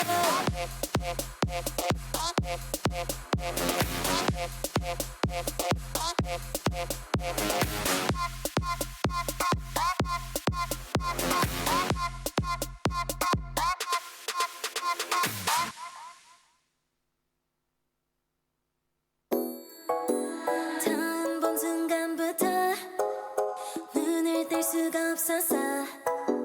이 세상 하나뿐인 너 처음 봤으니까 빠졌으니까 Then you got me sinking low 사랑이란 단어로 섬도 아닌 섬을 타면 행복한 줄로 친구들이 다들 바보래 사랑 표현 못한 벙어리 한 번도 안 해봐서 어떡해 Honestly Cause 1, 2, 3 중요한 건 you and me 내 곁에만이 있다면 Baby can't you see 자꾸 쳐다보면 뭘 말이라도 걸어봐 속마음을 표현해 I know it's gonna be alright 손이라도 잡을까 몸에 안겨볼까 Whatever your love language I know it's gonna be alright Can't take all this hot and cold Love shouldn't be this hard no 뭐라고 있는지도 모르겠잖아 어렵지 않아 무슨 생각한지도 정말 진심인지도 Guess like I've never guessed before 나 좋아하는 건 맞아 친구들이 다들 바보래 사랑 표현 못한 벙어리 한 번도 안 해봐서 어떡해 Honestly Cause 1, 2, 3 중요한 건 you and me 내 곁에만 있다면 Baby can't you see 자꾸 쳐다보면 뭘 말이라도 걸어봐 속마음을 표현해 You know it's gonna be alright 손이라도 잡을까 몸에 안겨볼까 Whatever your love language I know it's gonna be alright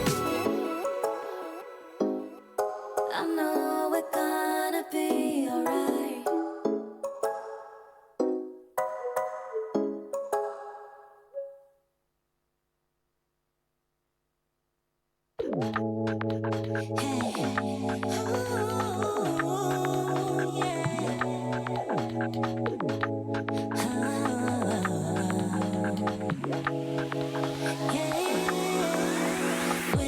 네 앞에서 no way 널 기억하고 막힐 수 없는 걸 Yeah you are the only thing I need I can feel 뭐라고 해도 여기 you and I You're my world 모두 다 스쳐갔던 말 영원한 your generation 너는 나의 매일 너를 닮은 내일 No Oh it's your generation 새로운 generation It's your generation 새로운 generation It's your generation 나를 알아 긴 시간 어제와 내일 또 지나 어디까지 갈까 한계치 몰라 무한한 dreamer 열린 꿈 이대로 되돌아볼 view 다른 의미 you're my rule 다시 펼쳐보는 데서부터까지 feel so good 여기 you and I You're my world 모두 다 스쳐갔던 말 영원한 your generation 너를 나의 매일 너를 닮은 내일 No Oh it's your generation 새로운 generation It's your generation 새로운 generation 지나온 어제는 새로운 너를 만나 You're my world 모두 다 스쳐갔던 말 영원한 your generation 너를 나의 매일 너를 닮은 내일 No Oh it's your generation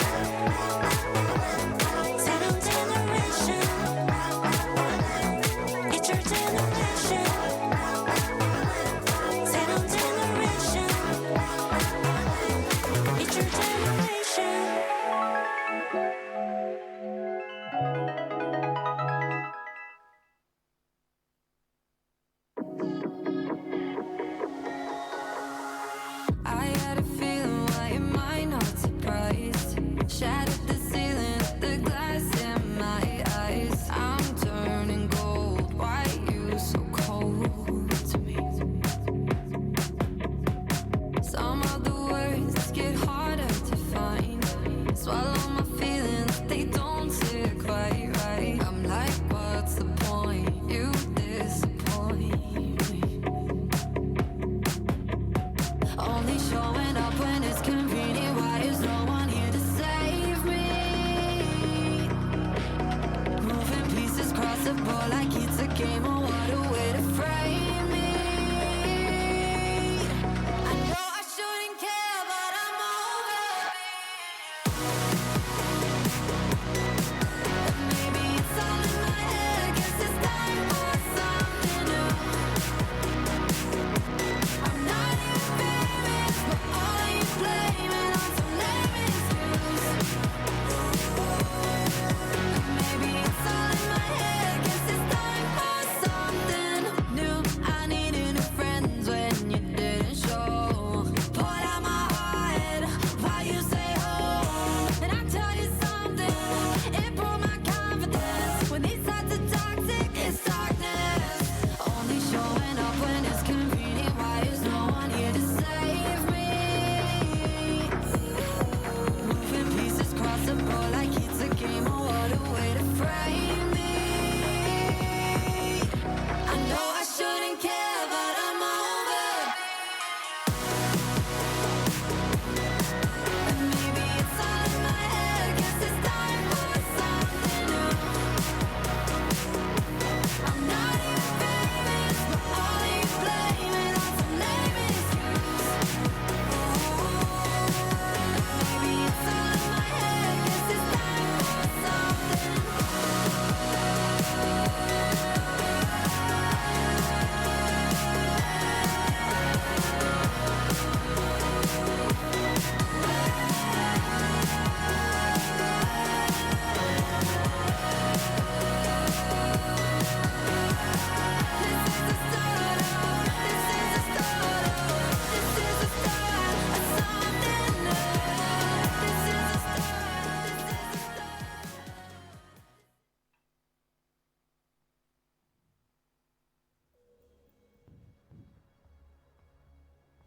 Welcome back, everybody, to the APL. That's right, we're here in the first series of the day for the Oceanic Playoffs.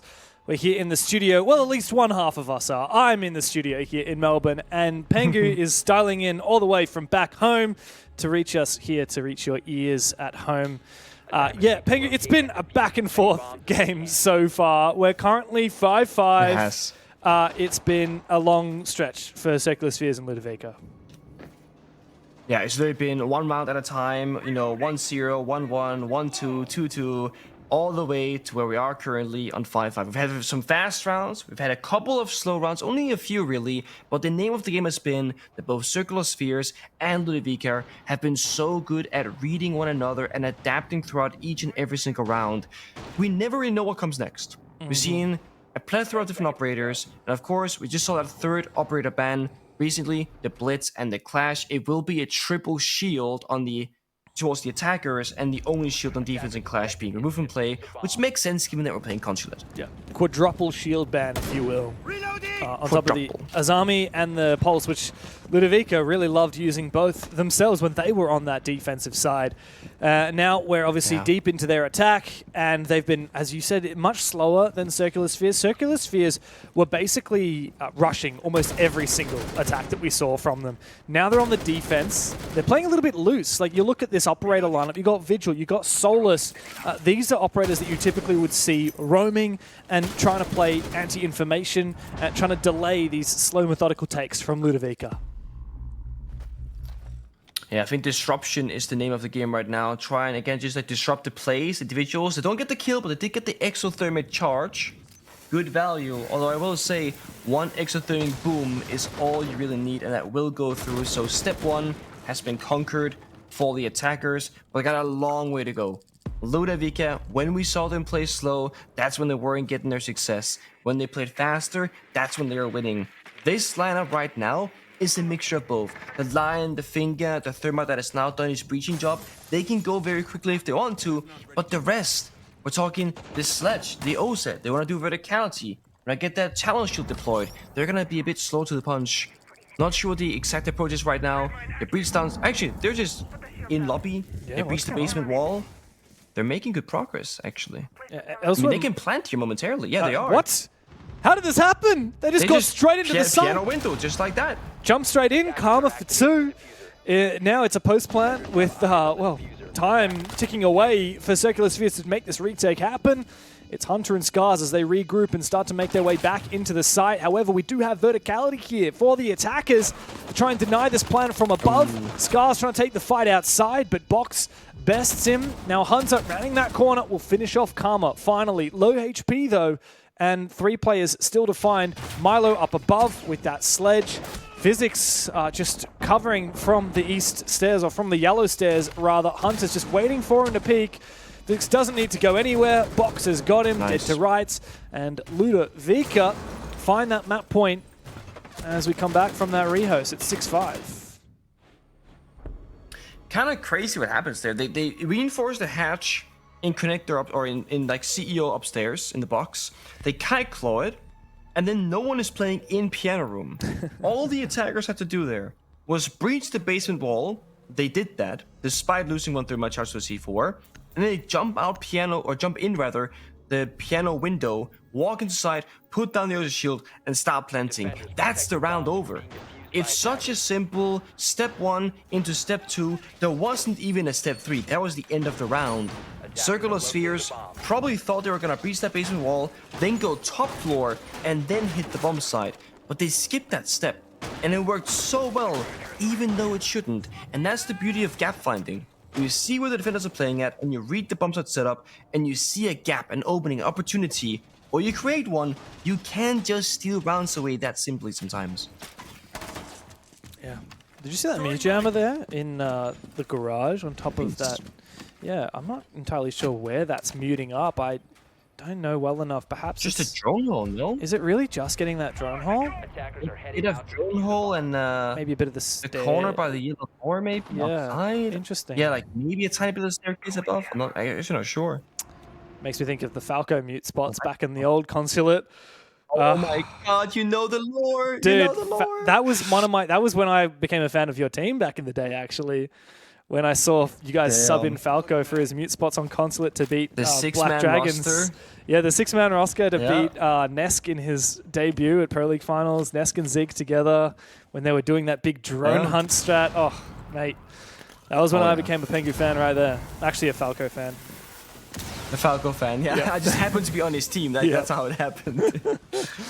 They very quickly after that, we played one tournament, one season with the 6-man roster, and then there were rules made against it in the future. Yeah, they meant to drop the player. So I it was actually a one-season thing. I ran before they changed mute and they changed consulate. I ran that strat every single round of ranked that I played on consulate. So Garage good. defense. I loved it. Like, and in ranked, no one ever knew. They just have their drones in lobby and be like, "Why is my drone getting muted?" Yeah. They didn't Why realize. is it jammed? Yeah, there's a mute jammer on the floor below on top of a table. So cheeky. I miss those mute jammers. Looks like there's a set piece being prepped here by Ludavica. Karma to find the opening kill. Smokes go in, and it's a Thermite of Physics to look for a plant opportunity. Missed. Yeah, that smoke is not in the correct position. Neptune takes a bit of damage. Physics, though, has lost his life. It's going to force Cairo to frag out, but he is going to be able to do that. Moving in from the backside, he's found a double kill. It's just Jakenna and Scars, both of which are upstairs. Scars actually denied that plant from above. And now Ludavica, all they got to do is get in that building. They might not know that the garage is free right now. But Cairo, he's snuck deep into the A-bomb site. And all they have to do is catch these players from Circular Spheres as they try and make their way back. But Milo loses his life. Should have been aware that Scars was above. Karma's going for that refrag. He finds it. All up to Jakenna. He finds the first of 3. About to get swung, though. And Cairo finds another huge round. And with that, Ludavica stormed through Consulate. It was back and forth right up until it became breakpoint. And then they ran away with it. It's a 7-5 victory on Circular Spheres as map pick. They had to go through that rehost and waiting just to then stomp the last 2 rounds so confidently. I don't know how Cairo got in that backstab, but he fully carried that round, getting so much pressure and presence inside the side itself, turning the attention of all those defenders, and the 3K in the round as well. I mean, that was the easiest round, and it was the final round. Yeah, Cairo is a very talented player. He's been on so many top teams in the region. Most recently, as we said, he went to Montreal with the Chiefs before getting dropped. I think he is just such a valuable player. I was speaking a little bit to Wedables and Oda about Cairo. And the thing is, like, as a viewer, you watch Cairo and you're like, he's always in really big clutch situations. He always has a lot of impact plays like that. He's the kind of player that you back to win his ones. He's also a very creative player. He's got a deep understanding of strategy. And I expect that he'll always be on a top level team. Even if he's getting dropped from rosters like Chiefs, he's always going to make it through. And of course, next up, we have the second map, and CS will have a chance to fight back. So we'll be there in just a moment. Stick around for the rest of CS vs Ludavica.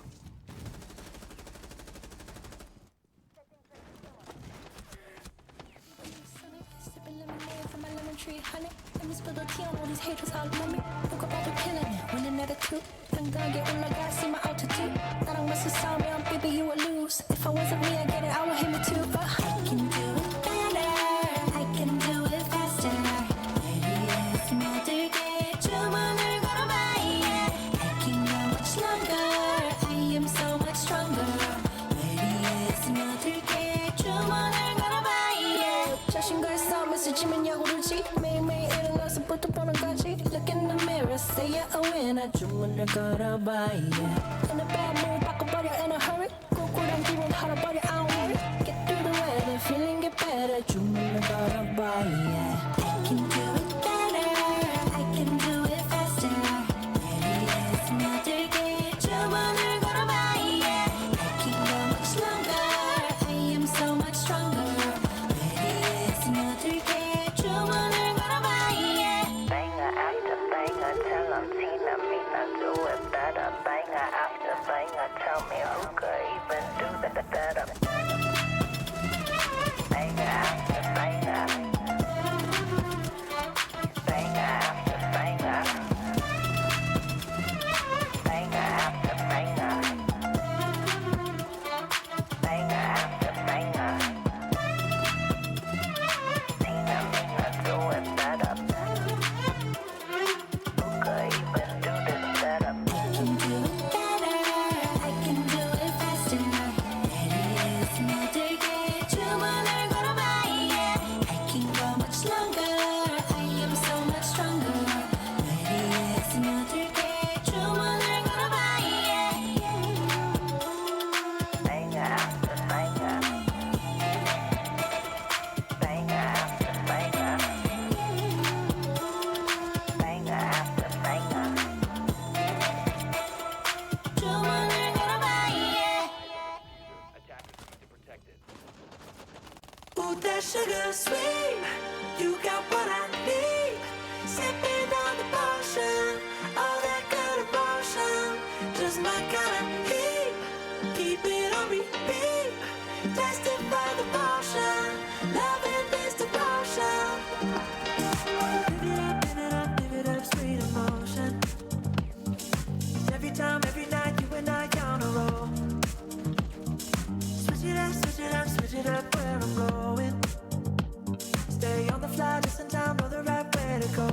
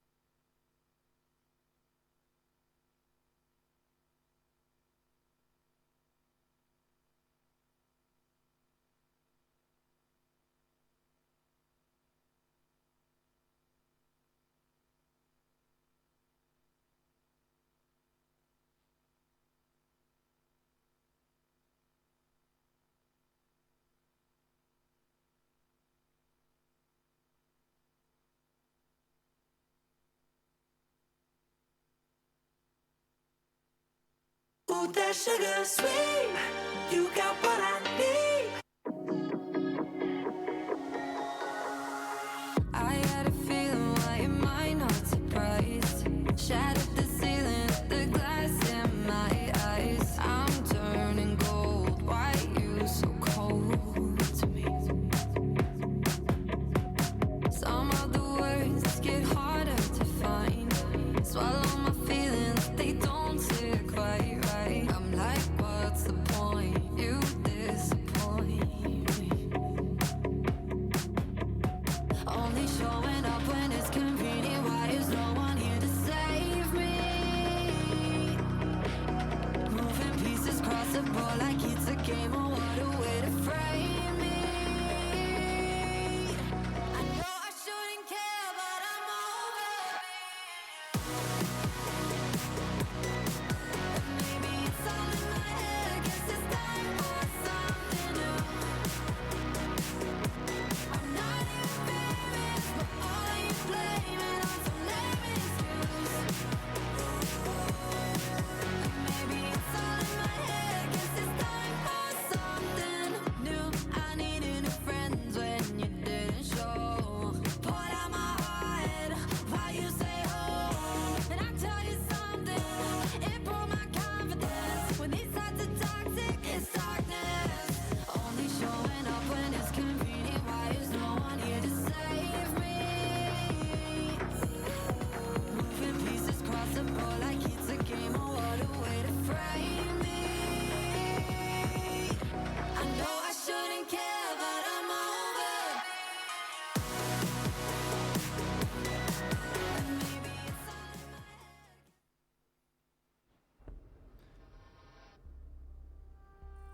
my head. Welcome back, everybody, to Secular Spheres versus Ludavica. It's map number 2 of the series here in the upper bracket of the Oceanic Playoffs here in the APL. I'm Dev, and Pengu, do you come in? Can you read me? Chichi Pingu in over. Also, my favorite map over. Very excited over. Oh, yeah. Well, welcome to the Clubhouse League, by the way. OCE has an addiction, and it is this map. It has been played, as far as last I checked, it was twice the number of times as the next highest picked map in this region. OCE loves their club. Ludavica have picked it. Obviously, they just won the first map. A Consulate, Circular Spheres has picked 7-5. And here we are, map number 2. It's time to see whether CS can bounce back. But I think there might be a little bit of momentum building here for Ludavica. They might just run away with it. Oh, there certainly might be. And so Operator Benface on maps like Clubhouse, Lair, that is very oriented around heart destruction, we often see teams go for the classic Bandit Kaid. Now, on one side of the coin, I love this for Ludavica because they can simplify the first step of the round now. They can always get open the walls, the hatches, you name it. They're chilling. The only downside of doing this is you're gonna leave open a lot of powerful operators on defense.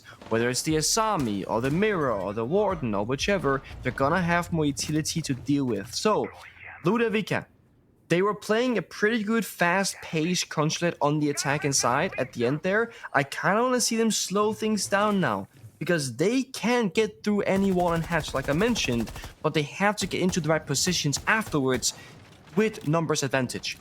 This map of Clubhouse is all about executing, getting to the bomb site, doing a 3-2-1 countdown, and then playing together. If they can do that, they will come out victorious here once more.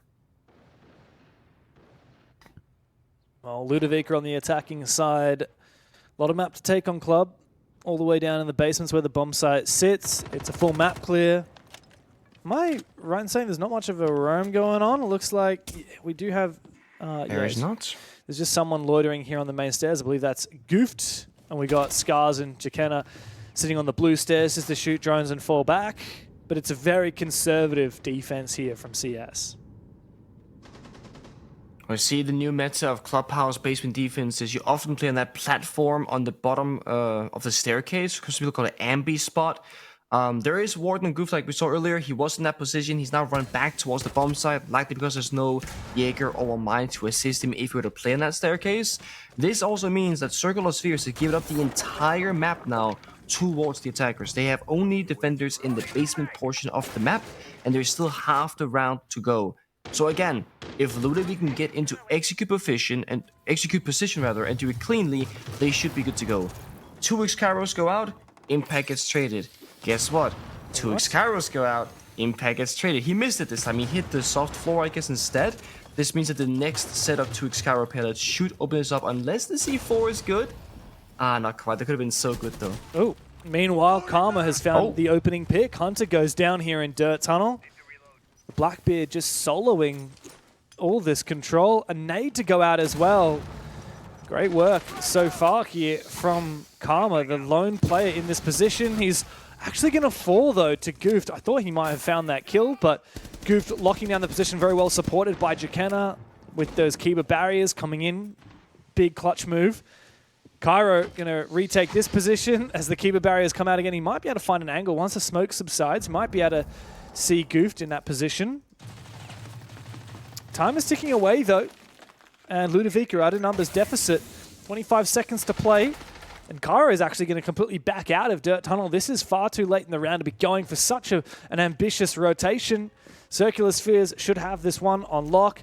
It's going to be desperate from Luda as they look to try and make their way down. Oh, this is awkward. Straight in. Milo does find the opening kill on that church side. He does fall immediately, and the rest of the team is traded on out. And it's a solid lock for Circular Spheres. Yeah, the round gets that much harder when you lose the Blackbeard. The reason why I said is with Siege X's release, whenever you drop down a hatch or jump out a window like that has quite a distance, you're going to be forced into a hip fire. You cannot, ADS zoom in, drop the hatch, take a gunfight. You're going to be hip firing against your opponents that are the defenders. Ideally, they're in a perfect world. Blackbeard can go dirt, get that opening kill, then perhaps rotate back towards the kitchen hatch. He can drop with diffuser relatively safely as he has a shield covering him. He chose to go for a second gunfight instead, lost that fight, and now you're playing that 4v4, but no one can actually drop down the hatch now. No one can really get inside the bomb site. You're gonna be flash dropping or smoke dropping against the Warden on AKs. That's just not gonna work. So Ludavica, great at getting the opening. Then they kind of went for too many things at once perhaps and kind of fell apart. Circular Spheres though, the downside of winning bomb sites on this map, like most other maps, is that eventually you gotta go to a weaker bomb site, right? Most teams, they go basement or gym first, and they go the one that they did in second. Eventually you gotta play CCTV a bar.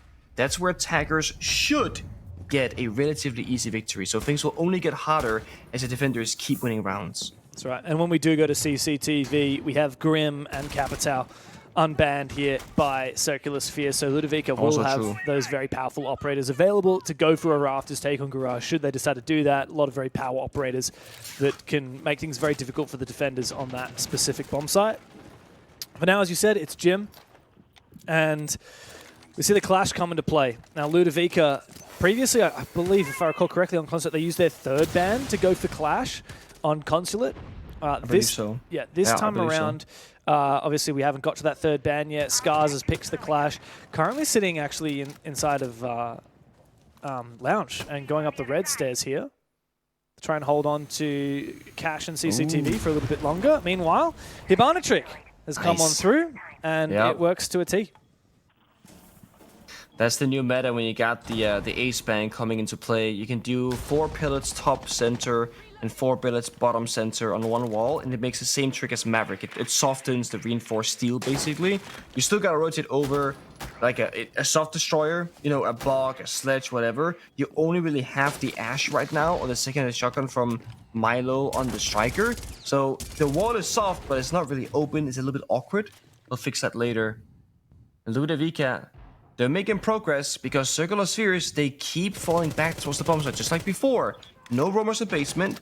Now, they started Cash, couple of jammers, but the second there was like 1 minute 50 in the round, they just willingly give this up and go back towards bomb site. 5v5, Goff finds a kill, now 5v4. They're looking mad comfortable. Yeah, Milo dying there on that hatch, and Logi is going to be really tough for Ludavica to fight back from. As you said as well, that's Striker's secondary shotgun taken down as well. Karma still has 2 breaching rounds on the Ash left, but there's a lot of value you can get out of those. Countering the mirror windows, for example, he's just used 1. We're not likely to get a full breach here. Meanwhile, Cairo's actually found a kill. A double for Cairo. He's deep into sight. He's found his backstab on that Hibana, and it's going to enable a plant, but Goof might be able to deny it. He's coming in from Con. He should actually be able to shoot Physics. Meanwhile, Cairo's gone down. Eventually, Scars is the one to deny that planter, leaving just Lunchbox here. He's got a lot to do as well. On the balcony, jumps straight inside to Con. Oh, nice wallbang onto Goofed. He's got to worry about Scars behind him. Hunter is going hunting. Wants to find Hunter. He goes all the way back down the main stairs. Take out that Banshee and worry about Scars, who's back upstairs. No more. Oh, he's got that shield still for him as well. This is not an easy position to be in for Lunchbox. Might be able to land enough shots though to kill Scars. I don't think he's got the time. And it's going to be a very tough end round for poor Neptune as Circular Spheres get the ball rolling here on Clubhouse. I can see why you wanna bend the clash against Scars here. I mean, he's playing it so well, just playing that not too close, not too far away, always applying pressure. Again, the win condition there, Circular Spheres. The gun goes downstairs, Hunter, while letting Scars just kind of play with his food upstairs as a clash operator. You're not gonna have time to plant. You're not gonna have the position to plant either. So good understanding of how to play that 2v1 and leverage the right operators in that situation. And yeah, the one saving grace of that round was Cairo once more finding that backstab gap, but there was no safe plant position, there were no reinforced wall in gym, it was all opened up, and unfortunately, the smoke grenade that Thermite tossed on out kind of missed, so he was seen from connector, and then he died to the clash. Unlucky. And tactical timeout following up. 2 rounds lost by Ludavica. What to chat about here? I mean, I'd argue that you can wait one more round, see that final operator ban in the first half, and then call the tech timeout. There must be something massively in the mental, or the communication, or the leadership that is not going the right way that they want to address right now. Because you shouldn't be afraid of going down 0-3 if it means you can get the perfect read on the operators and then go to a 3-3. It has to be some fundamental issues right now that is urgently in need of a fix. I mean, this is Clubhouse attack. If you end up going 2-4, it's not the end of the world. You can come back on defense, but they are really committed to making sure that they lock in this third round as we go to CCTV. It's a bit of a gamble. It feels like an early time to take the tactical timeout, but it's a decision they've made. Time to roll with it. Now, Circular Spheres on their defense have brought a little bit of a different strategy. They've decided to really heavily fortify this lounge position with the castle and even a deployable shield to try and maintain control of underneath the bomb site. Attackers are moving out to locate I quite like this. Obviously, when you see the bandit and the Kaid ban, usually when you play this bomb site on CCTV, the biggest win condition is you lock down those walls. You protect the bandit, you protect the Kaid, you make the attackers unable to break it. With those operators banned, you have to go to plan B. Either you're holding master bedroom really heavily, you're holding catwalk rafters really heavily, or you're holding downstairs and lounge, or a mixture of all three, of course, because you need to play for map space to hold on for as long as possible and create all these different issues on the map that the attackers have to problem solve, since they're going to have a really easy time problem solving the main breach. So again, really good read here from Circular Spheres, but can they execute it? They're on a very weak bomb site, in relatively weak positions, and they're quite spread apart, with the exception of the bomb site players. Well, already we've got a lot of breach happening here from Ludavica.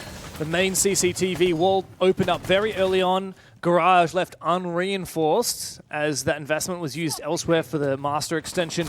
That gets opened up real quick, and that's a very critical early kill there from Milo. This sledge pick was perfect with so many walls left soft. He can mince open as many as possible. Now, Physics has found Jakena, leaving Circular Spheres in a very unenviable position. On the back of that tactical timeout, it looks like Ludavica are absolutely dominating this round of attack. Yeah, classic CCTV is so unplayable. These walls being soft, it is bringing a lot of pain. Scars, 1 HP, double fire, no keeper, almost just kind of getting destroyed right now. He is alive somehow, though. But can he get out of this position? Can he find 2 kills? I don't know, man. Yeah, I mean, that's bare minimum here. In order to have a big impact, he would need to get a big 2K and waste a lot of time to leave Hunter in a clutchable position. There's no way he could possibly escape, and he can't make a lot of moves as well. If he's the first one to make a move, he's likely to be cut down by that player outside the breach. Hunter is just waiting for a player on the breach to overextend.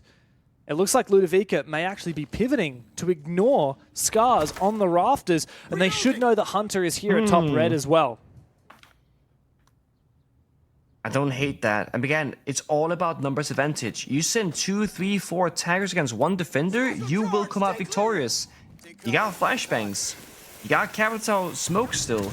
They can cut off and separate these angles. Hunter on the box, Scarf Green, has to play aggro here, has to go for a swing. And Karma does find him. Meanwhile, Scars cut down by Box outside of the breach. It's a very dominant round from Ludavica, only dropping a single player on the back of their tactical timeout. They finally find their very first round. So the fundamentals fixed, the mental restored, and things seemingly working a lot better. But that is that tertiary bomb set of CCTV. That is gonna be just statistically and strategically the easiest bomb site to win. And you're not gonna see it again until potentially the final round of the first half. So see if they can get it done. Blackbeard goes through, Asami goes through, furthering, making CC Rafters very difficult to play, making German basement a bit more difficult as well. It's gonna be, again, probably favoring the attackers a little bit more now. The only downside, when we're going to this basement bomb site, because the Blackbeard is banned, you might need to bring the Blitz or the Fuse or an OCE, just again to have a shield to get in dirt, to drop down a hatch, to get a foothold in the map itself. Last time it was Blitz. Oh, sorry, last time it was Blackbeard, that's banned. Now, right now, Karma is hovering Blitz for now. Yeah, and the we've got some replays from last round, by the looks of it. Yeah, that Blackbeard I feel like was the perfect operator, especially because of the grenades. We saw how impactful that was. Yeah. Really relied on that Asami having a big impact in that previous time that we saw this basement attack.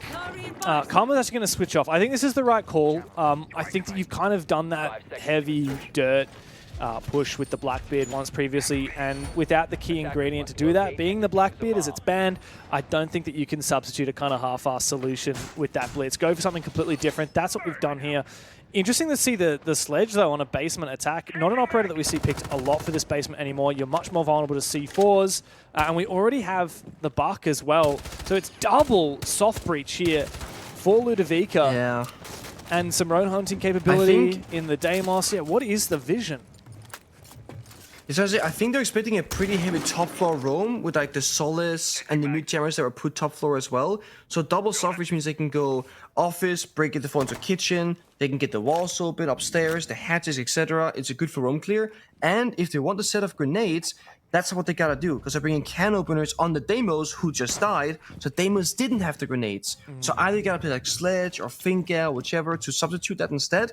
With Deimos dying early, and that being Cairo, this already looks like such a difficult round to win. You can't track the roamers, you lost your, one set of your can openers as well. Oh, we got the Grim It's a tough still. one. And again, playing from the back foot. Yeah, I mean, I want to agree with you. We've lost I think the big thing is losing the death marks, because that's what you need to try and hunt down these roamers. I think there is still enough hard breach to get this going for Luda. We've still got Hibana, and we've got one set of tin can openers on the Grim, but it's going to be hard, especially as Cairo has previously been a real important backstab fragger for Ludavica.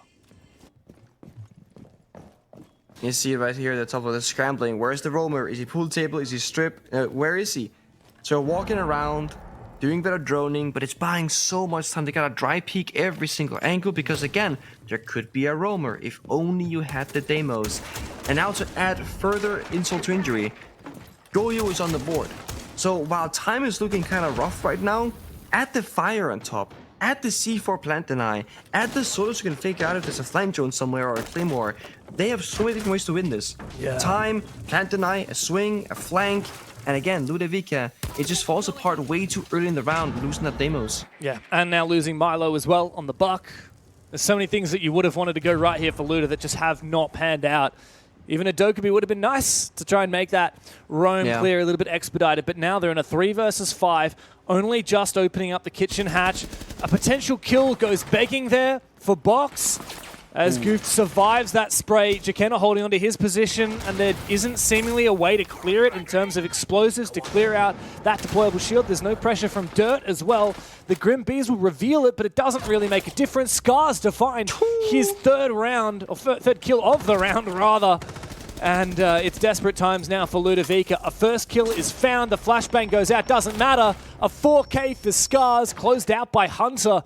A dominant basement defense for Circular Spheres. And they extend this lead once again. Scar is having such a great time. First, the gym defense on the Clash, just doing so much work. Now here's Souls and Basement getting 4 kills, just swinging left, right, and center. Again, they make it look so easy. And it's all because Ludavica, they lose their plan A, they gotta scramble and figure out and find a plan B, which never comes to light. So perhaps it's a matter of slowing down the game. They almost died in the first 20 or 30 seconds. When the previous rounds, same story as well. We die very early, it looks kind of rough, and we gotta go to plan B. Circle of Spheres, they don't really necessarily play an aggressive setup. Sure, they're a roaming top floor with like 1 player in the beginning, they had 1 player in bar as well, but then when they get 1 spawn advantage, if they kill like 5 or 6 drones, if enough time goes away, or if they get the kill, they will always just fall back towards the bomb side. So it really comes down to the early engagements. That's going to define so much on this map. And my concern here is that Ludavica took a little bit of a gamble when it came to that second round of operator bans. They had 1 last defender they could ban on out. And I think the 2 obvious ones that would have been in that conversation are the Azami and the Clash. Now, the Azami was really powerful on the basement bomb site at holding on to just underneath the kitchen hatch and making sure that they could fortify that position at the AKs. But the Clash was arguably the most important operator here on this gym defense. Now, Ludavica banned the Azami, but in doing so, they also lost the Blackbeard. They lost their ability to push where that Azami would have been playing, which was AKs. And instead, a single deployable shield did the job of the entire Azami. Ludavica didn't play in to that Azami ban, and now, as a result, they're going to be playing Jim with Clash in play. And it feels like there was a bit of a mismatch there from Ludavica. And if they're not able to win this round, they're really going to feel the punishment for it. Just to further add to it, dealing with the keeper barriers is just shooting your guns, DMRs, self-destruction. Dealing with Clash, even though you got Sophia, it's not gonna be easy. Great shot from Karma, they'll open things up, leaving Clash mostly alone. He has to peel back now. And for once here, Ludavica in a numbers advantage. One of the first times we've seen a good start to a round from Ludavica here on Clubhouse. And it came down to being really pacey on that execute onto Cash and CCTV. Last time, it was much slower and Circular Spheres peeled back slowly as well. This time, Circular Spheres got caught a little bit too far forward and Karma found that opening kill. Now, Ludavica have to see what they can do about that next layer of defense, which is the Clash holding onto Logi and these mirror windows in the objective. This will be a tough one though. Big thing for Ludavica. Office control is going to be so important because with the mirror windows open, it is the backbone of the bomb site. And with the frost traps being below those window jump-ins, that's going to mean you can't really shoot a player as you're jumping in. So I don't see a world where a plant can happen or a successful attack can happen unless they approach office. And right now, there's 4 people on the windows. This worries me slightly. It seems like a very risky play. You know what the concern is here for Luda as well, is they've used both of their Ash charges already without taking down these mirror windows, and they've used both of the concussions from the Zephyr without taking down the Clash. That's the util that was meant to be brought to deal with these heavy power operators from CS already taken down. Now Goofed able to find the first kill from that mirror window as the player jumps in to go plant. Physics out of the game. Ludavica need to pick up that diffuser. They need to get in the side, but how are they going to do that while Goofed is still holding on to that mirror window? We need something a little bit creative. It's desperation, sprays, and a jump in. Still Goofed holding on to that mirror window position. He's the ultimate operator, the ultimate player. Oh no, it's a bit of a double up. Cairo has to go big. He's taken down his teammate as well. It's now a 3 versus 2 after the team down. Inja onto Milo. The Clash gets active.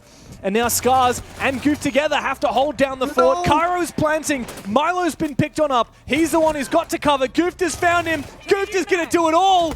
Cairo gets off the plant, but it doesn't matter. It's a big 4K for Goof. And CS find their 4th round on Clubhouse. What is going on in this round? I mean, there's so many small things, and you said it so perfectly. The Ash self-destruction doesn't get the mirror windows, Sophia's stun doesn't deal with the Clash, there's no smokes on Thermite to smoke off the mirror window, they jump in, they raw dog the angle, it goes sideways, and then you're thinking, okay, how will they now save this losing position? Maybe they take office, they backstab main stairs, no, they double send it in gym window and it somehow works. The team injure happens, they revive into the plant, Goof pushing forward, getting every single kill in the round and somehow denies the victory from Ludavica. It's a ridiculous turn of events, and it all comes down to one small decision not being made, and that is, hey guys, how do we deal with that mirror window in office? It was not answered, and instead they get massively punished. Yeah, I mean, not a single set of smokes on the lineup from Ludavica.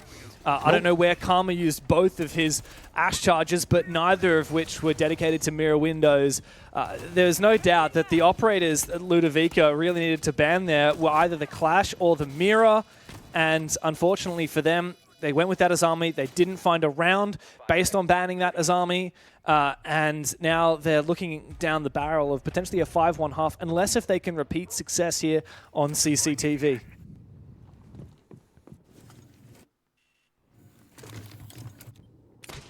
It only gets worse though. Now there's no Asami. The Capital has been brought into play. Good read though from Neptunes. There is a dock. You can just tank the fire and spam the dock stims, and you will technically live the first one. You will also die to the second one. Most likely, at least. We'll see how it happens.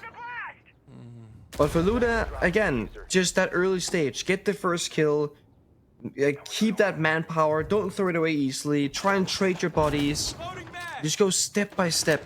It's a similar setup, right? The castle downstairs, 2 players catwalk, and that's really the most of it. There's the people, they're playing side up R. Oh, potential for a kill here. Jakena downstairs, and he's read perfectly by Karma. That's a big kill.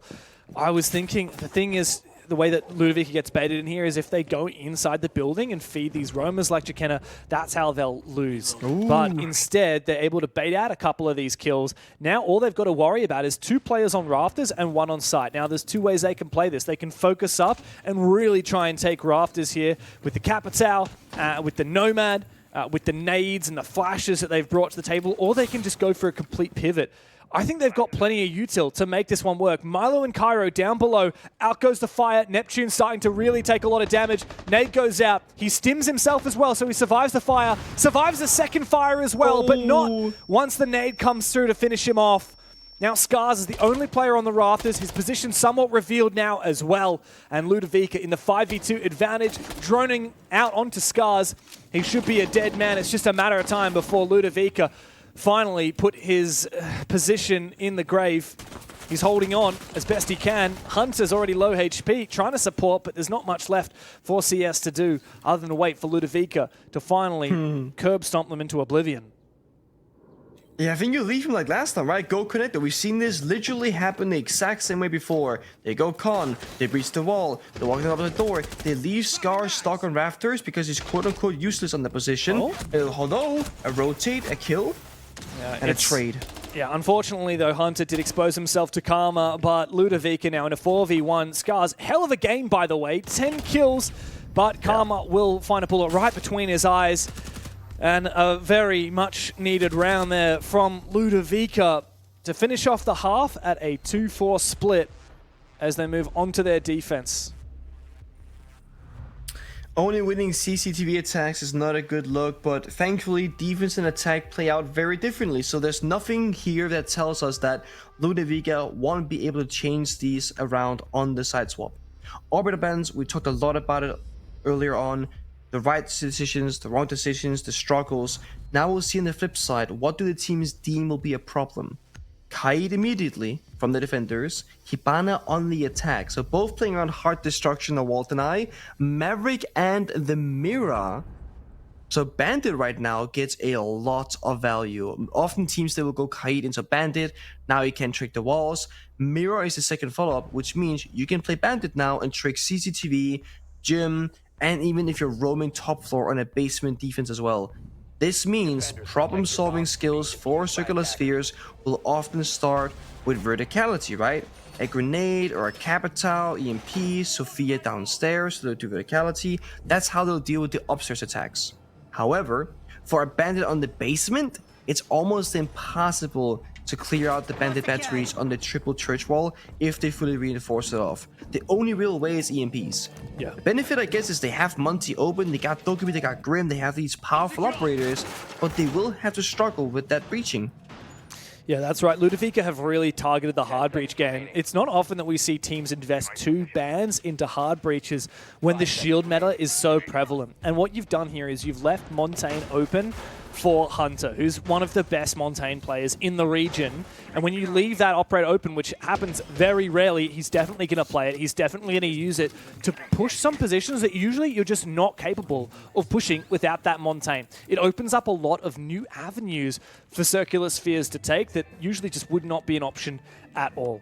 And so Ludavica have to be aware, yeah, they might win the hard breach game, but they're likely going to be brute forced on other avenues like Dirt Tunnel or Blue or perhaps even down the main hallway or Modo. Circular Spheres have a lot of options. They've also, very early in the round, snuck Jakenna into this flank watch position, and as Box tries to come back to sight, he might be caught. Meanwhile, Kara is actually read him to perfection, and Box has won his fight off site. So it might not even matter. Circular Spheres have already lost 2 players in the first 45 seconds into the round, just to this roam game. Changing max.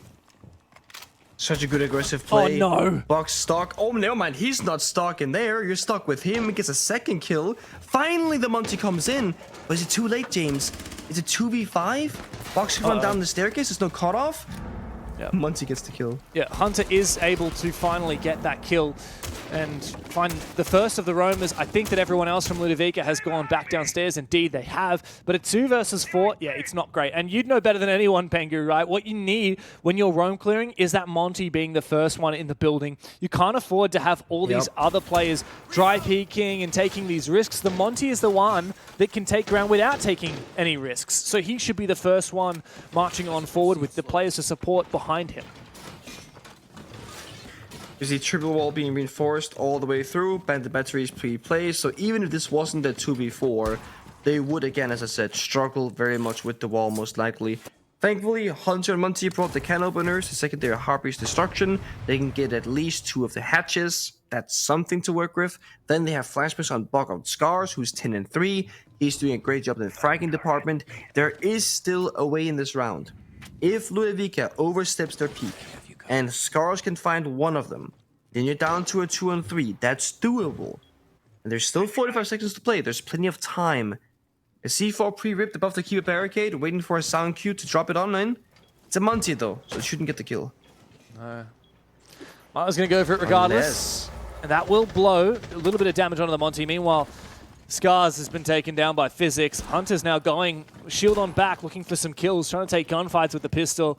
He's fighting into a triple crossfire with the keeper barrier up. This isn't going to work. He spots out the Warden's head for a brief second. And he's going to go for a kill now. Shield on back, and Kyra takes him down. Kyra started the round, and he will be the one to close it as well. And with that, Ludavica looking pretty untouchable at the start of their defense. Yeah.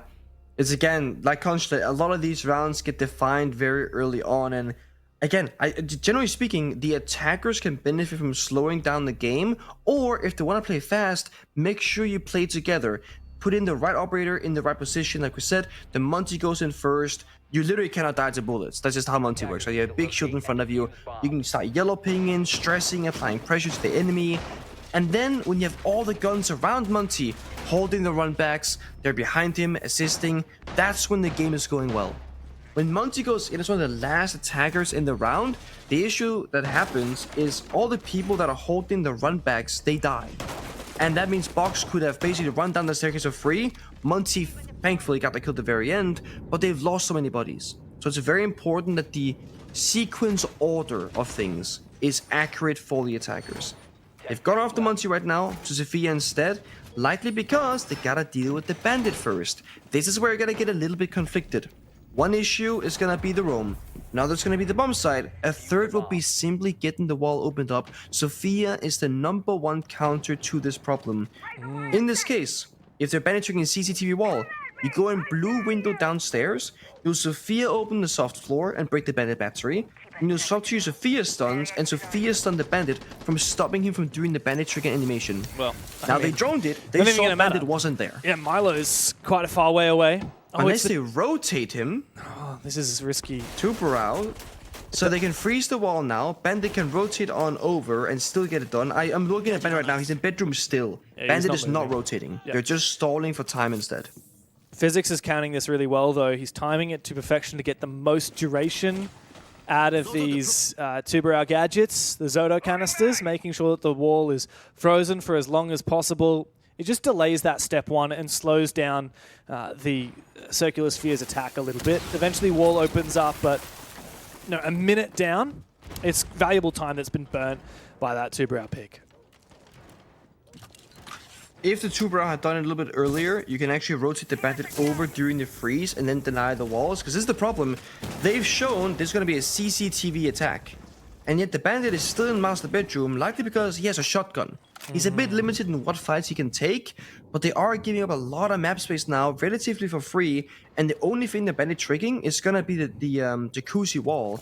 And that is valuable. It's not for nothing, but it's definitely not the most amount of value you could have gotten out of bandit Tuberau. Because you're playing a whole operator to freeze the walls without triggering anything. Yeah, it does feel like there could have been a lot more done there by Ludavica to try and delay the hard breach on that side of the map, even having some batteries available just to slow down the clear onto Cache itself. After CCTV opened, there was immediately an ace to open up Cache and force the clash back. Yeah. But here, this is where we finally get to see the bandit coming into power on this round. Goot is outside and ready to go for a big exothermic charge, but obviously we have primed and ready. It's Milo in position. Scars are going to get aggressive meanwhile on this clash. And the point of contention, of course, will be Logi. Reloading mag. As it should be. Logi is so important on this bomb site, but the windows, similar story. Two people outside. They can actually now shoot the bandit batteries because the defenders broke the castle barricade with a melee punch. Yeah, I mean, this was a huge Establishing mistake there from Milo. He helping immediately each other. dies as well. What on earth is going on? That is a critical mistake from Ludavica. It might lead to them losing the round as well. They're going to have to fight back quickly. Hunter's forcing down that diffuser. Cairo low on HP as Scars storms in through Logi to take ground away from Ludavica. It looked to be a very solid start to the round here from the defensive side, but as soon as that castle barricade fell, so did the whole defense, and Circular Steers stormed the bomb site. Yeah, and this goes back to what happened earlier on. Having Bandit on CCTV to deny either the Selma charges or Therma charges and stall for more time, that would have proven the better case scenario in that given round. This security, or the jacuzzi breach rather, didn't even matter. The defenders themselves broke the castle barricade with a melee punch to try and help each other, but they died instead from the, Blackbeard walking in from master bedroom door from connector. It just falls apart very, very quickly. I do like this switch up though. Circular Spheres, they said, we see a win condition, we're gonna go for it, and they played together. Now Ludavica, they will change the bomb site, and this CCTV bomb site does play a lot better before that potential third operator ban. So I really like this. Germ is statistically a better bomb site. CC works better if you have a bandit. So right now you're going CC, and if Circular Spheres then bans the bandit, you've gotten your CC round attempt, hopefully a victory for them, and then they can play Germ base in the future and really start getting a round advantage. So strategically, very sound here in terms of the bomb site choice. Attackers are heading out. Yeah, I do like going CC here, but I'm just still a bit hung up on what happened last round. Like, yes, obviously they could have had the bandit a little bit more active on the roam before falling back to site, but I still feel like that was quite a big throw from Moloska. Going for destroying that castle barricade, it meant that he didn't have anywhere to play, because immediately as soon as he destroyed it, they shot the bandit batteries off, they breached the wall behind him, and then he's trapped between the breach outside with the shotgun, no way to fight it, and of course ended up dying to the Blackbeard at master door because he was forced out of position. So, and there was also still 35 seconds left, so it was not late enough in the round to pop that castle barricade in my mind. I think that was a bit of a throw from Ludavica, and I think they're probably going to have to wear that as we are quickly approaching map point here for Circular Spheres on what's meant to be a map that favors Ludavica. They really need to come up clutch here on their defensive CCTV to make up for the errors of last round.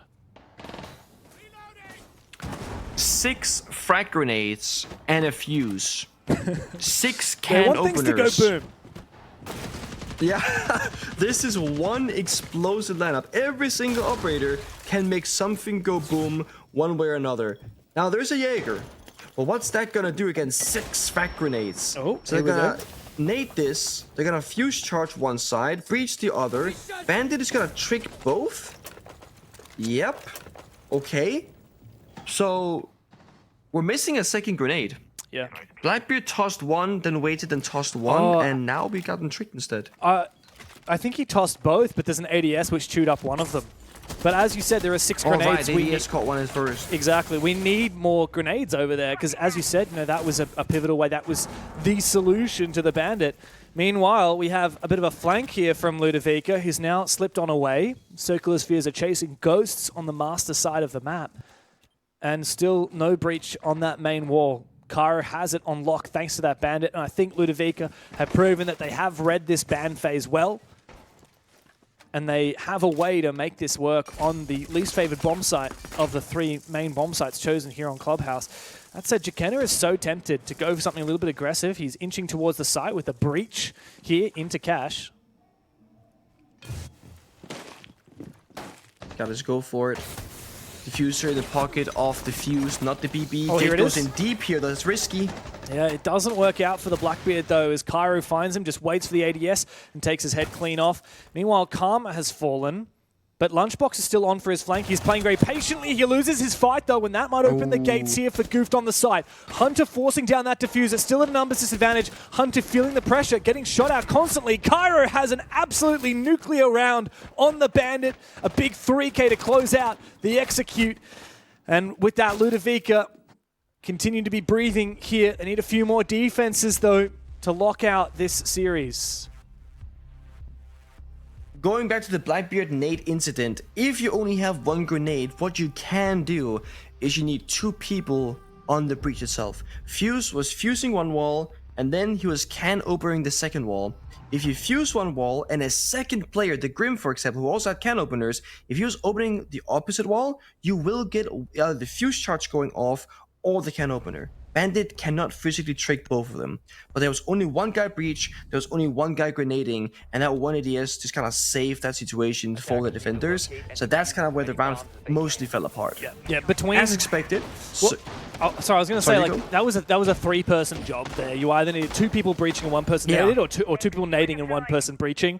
And yeah, Circus Spheres just tried to get away with only using 2 people, and unfortunately, it's just not going to cut it against that setup when Cairo's playing it so well. But now they've solved the problem, right? Because as expected, now they banned the Bandit. That means when and if we see CCTV again, it's going to be a much weaker version. When we're seeing Basement right now, they cannot stop Triple Wall from being opened up besides having jammers, which is more easy to deal with, right? EMPs, etc.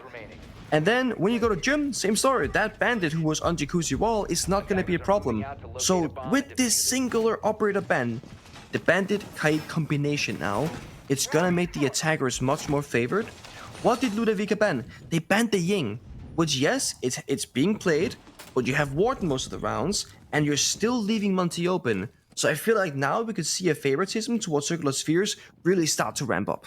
Yeah, that's right. I think as we get deeper into the map, this operator ban phase really does favor CS. Ludavica really targeted the hard breach at the start of this ban phase, but now that both Kaid and Bandit are banned, it's pretty much nullified. And most importantly, that Monty is still in play here for Hunter. We just need to see him use it a little bit more actively, because previously on this basement, it was just a quick round thanks to the roam game being won by Ludavica in the first 30 seconds of the round. I don't know how Scars got injured, but he's taken Box out. Must have been a trade where he managed to only get injured, but he got the headshot and killed Box. He should be revived, and that's definitely a player you want to keep alive. Keep in mind, Scars has 15 kills so far. Cairo actually gets aggressive. He must have known that it was an injure, and he managed to finish off Scars. That must be so frustrating for Scars. Thankfully, Goofed is able to trade, so it is worth it here for Circular Spheres. They retain that numbers advantage. Feels like Cairo and Scars are 2 players on different sides right now. They're both playing the same game, aggressive, getting kills. Miller's upstairs gets a kill, on Milo rather. Miller's not quite a player, more of a host these days. But holding on to Office is great here. You're gonna hit the bomb site? Yeah. Desperate now after losing that player who was trying to open up the kitchen hatch, but Karma allowed to play inside the hallway, gets an off angle, takes down Goof. Oh, Physics is an awkward spot. He's trapped between 2 players. He needs some support. Karma tries to come into support. Physics just needs to lock in and just stay. Karma, actually Jake takes him down with the explosive from the Zephyr, and now him and Hunter together can take control of the back of Arsenal. It's a 2v2. Karma's got 1 Kiba, but what a shot from Jakenna! It's a 1v1. It's Karma versus Hunter. That Monty, the last remaining attacker. As Karma needs to figure out how he's going to play this against that Montaigne case. Going down. He's heard it. And he's taken down Jakenna. It's a 1v1 in close range for Hunter, but he can't land the shots. A big kill there for Ludavica, who are staying alive on this defensive side of Club. They're so good at clutching up for Ludavica when they need to make a play. Like, they recognize, okay, box is down, we didn't get a full player trade, we lost a player, Scars got injured, we need to make a play somewhere else. Well, that somewhere else happened to be very much nearby. Cairo, flanking kitchen, gets the kill, tries to get away, doesn't. Then Milo upstairs gets the kill trade vertically instead. They respond from Circular Spheres, they're gonna insta drop 2 people down the blue hatch with Monty in dirt. They don't care about the office player, they don't care about, the main stairs. They're gonna just try and make a fast-paced play, because if they get there first, they will attack 3 versus 2 since they knew that the mute was top floor. It almost worked out. It comes down to an injury on Sophia into a 1v1 with a Monty on very low HP. Nice try from both teams, and again, they keep adapting against one another.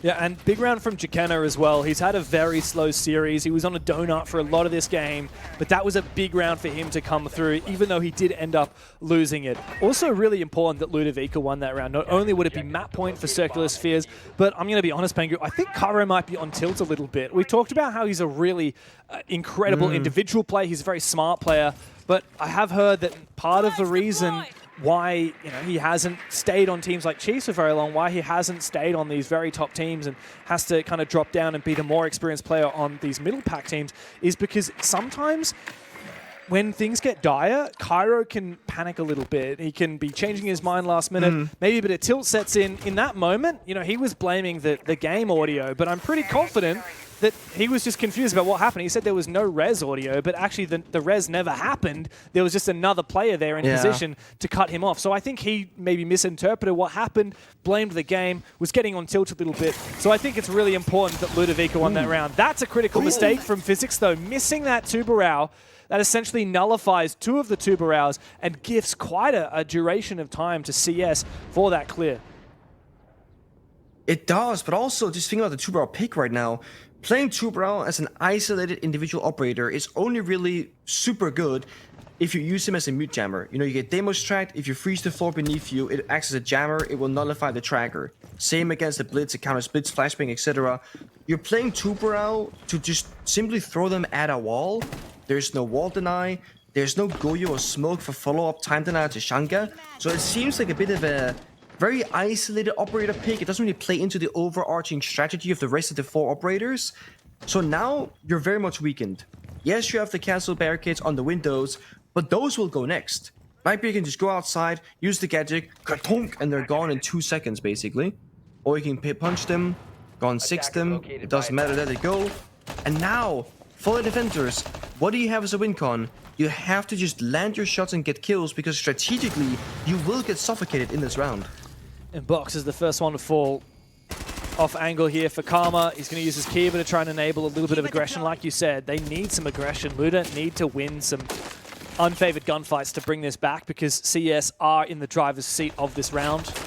And they have been for a lot of this attacking half as well. They've looked really solid on their attack. That's an ill-advised peek from Karma. He knew he had to get desperate, but he loses the fight. And now Circular Spheres with a 2-player advantage. Things are just looking even better. Oh, the timing here. Did he not see that Cairo was coming up the stairs? Scars will find the kill regardless. 16 to his name in the 11 rounds we've played so far. It's just Physics and Milo to try and hold on here. And Physics will fall. It's a 1v5 for the ex-retiree, and he just eventually finds that kill onto Hunter. Goofed locks him out as the plank goes down, and Circular Spheres are just 1 round away from returning the favor and taking Ludavica's map away from them. 1 round away, and what's even worse, Ludavica have to choose between going either back to gym and fix their strat, or go to CCTV without a bandit, or bring out bar, which is almost never played in tier 1 competition in the past 2 or so years. And right now, James, they're not doing the first two things. They're actually sticking bar way. all the way through to fight for overtime. Need to Wow. locate and defuse That's the bomb. ridiculous. It's so risky as well. I mean, you're right. With no bandit, you can't possibly win on gym. I mean, Ludavica already kind of suck with their gym defenses. And going to CCTV with no bandit is a bit of a death wish as well, at best at times. I mean, it doesn't matter that there's no Hibana or Maverick or Ying. There's a million other ingredients. You can already see the Capitao and the Monty brought out. Those are two incredible operators for taking rafters. So it really forced Ludavica in taking the risk and going here to bar stage. But guess what? The Monty is so powerful here as well. This bomb site is just objectively weak. And unless if Ludavica are winning their gunfights and playing aggressively and making it work, I don't think they're going to have a lot of success either on this tertiary bomb site. So Circular Spheres, they are moments away from what should be replying to Ludavica with a map win of their own and sending us the distance. Yeah. Located by attackers. It very much is Ludavica just being in the worst case scenario with the operator bans, with the bomb site rotation, with the rounds that they lost they shouldn't have. I mean, had they won that gym defense, they go overtime and the bomb sites reset if they were to stay on that side. That's all great for them. Because they lost that one round, or that one gym round before that, now they're stuck in this spot instead. Now, how do you typically attack this bomb site back when it was played? Like this. You go top floor, you'll breach either master or CCTV side or both, meaning either you take full top floor control or you take half top floor control. Once you do that, you will then go downstairs, and of course, if you breach the jacuzzi side, you're gonna go, strip pool table into bar. If you breach CC side, you go CC into connector into the stage bar, main door area, so to speak. Basically, you're gonna be pushing the defenders from top floor down and in towards the side. Again, you're suffocating them. They have nowhere to play. They have no real way to deny the plant. And because you got the Muncie, like you pointed out, they have a really easy way to go for a plant attempt. And they've even doubled down with the Blackbeard on top. And when a site can't become a bunker like Bar here, you need to get aggressive. You need to win some engagements. But how do you win engagements when they're playing two shield operators? And you got the Monty and the Blackbeard, and that's a big kill as well, with Karma going down. Scars is forcing that diffuser behind the Monty. You're not going to be able to make a retake happen here. The plant has gone down with no contest. Physics is on for a flank and he's taken down Scars. It's two shield players and Neptune left alive for Circular Spheres. As Ludavica have the numbers advantage, Nep, he reveals his position. He's still outside the building and he should be able to hold on. He can cover the diffuser from outside as well, but Hunt is gone down too. It's Jakenna and Neptune who have to cover it, and the keeper barrier locks his line of sight. It's locked both of these attackers away from the bomb site. Can the defenders manage to get on this diffuser early enough? Box is going to have to stick it now. Neptune is left all alone. Every single player is throwing, but Box has not enough time. He needed to stick it, but he got off. Jakenna's going to chuck a lol in the chat because the game is done. There's nothing left to be done for Ludavica. Circular Spheres have struck out, and it's all the way to Lair for map number 3. It looks so winnable for both teams. The free plant, okay, surely the attackers have it. The retake is so good. They get kill after kill after kill. But the post plant outside stock works out so good for them. And again, time runs out. There are 6 seconds. He got off the plant. You can't get back onto it. And that's the round. It came down to bomb site rotations, operator ban, and wall deny. That bandit ban really locked things in. Yeah. And the Monty as well, not banned once. You've got to put some respect on Hunter. He's a really good Monty. He doesn't always play the most aggressively, but in that last round there, we saw the power of when you let CS have that Montaigne. I mean, Circular Spheres have pushed us all the way to a third map, which I didn't really think was going to be possible, but as we came to expect from the regular season, these two teams are very well matched. They know each other very well. We got former teammates across both of the rosters, and, well, Ludavica, they've been pushed the distance.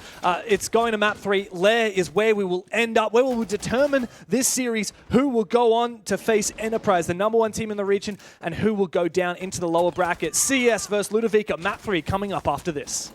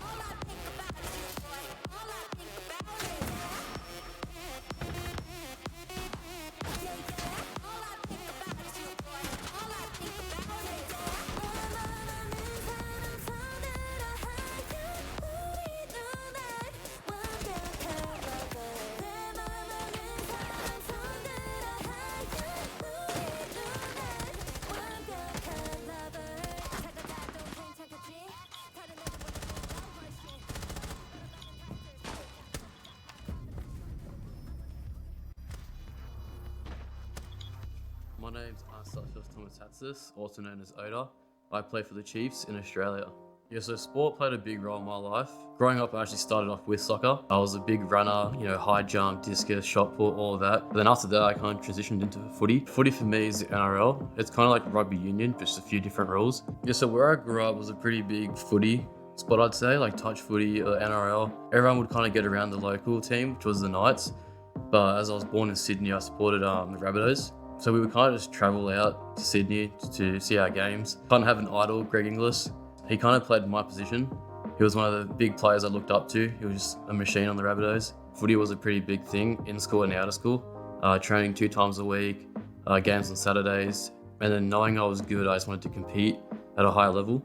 And I liked the fact that, playing that sport in school could actually get me places. So in my local area, there was one NRL club and we were just the smallest kids in the comp. So we'd have to travel far. I think the furthest we travelled was Scone, which was like 3 hours from where I lived. Just a bit of country footy. So yeah, we're kind of like one of the smallest teams in the comp, but we were always up there in the top 2. I feel like our team was kind of just like a little family because there was not much going on in our area, but everyone knew each other. So I feel like we just had a good bond. Like the other clubs would have like teams poached from everywhere and they would kind of try to form new teams, but everyone in my team was just local and we all knew each other. Yeah, I think in sports it's good to have a really good bond. I feel like if you're kind of forcing it, you won't reach your potential. I feel like in my esports career, playing Siege with a bunch of players, I didn't really find much success until we really had that bond together. I feel like, when I was back in Bliss the first time, that team had like a really good bond, strong bond. We were just mates having a laugh, but like no one hated each other. We weren't forcing each other to be there. And then that kind of carried on to my successful team with Bliss. When we started making majors, that friendship grew stronger. And I feel like that made my team stronger. I'd say one of my favorite memories during sport would have to be when I played my first year of rugby union. My NRL club kind of like lost its player base. So we kind of transitioned over to rugby union. And we actually made our rugby union team the best team in the comp and we won the grand final that year. How good would you say you were? I was the best. When I transitioned over, I was the leading try scorer on the wing.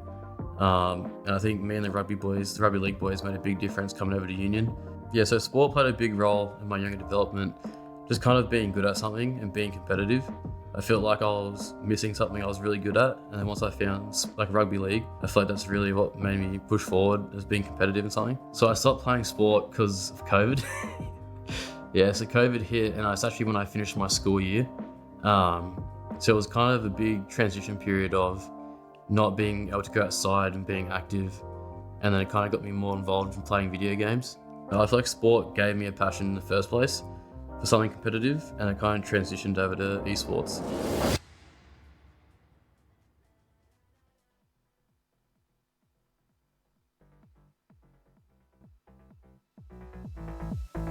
When I hear it coming up like that, I just know that things are gonna end bad.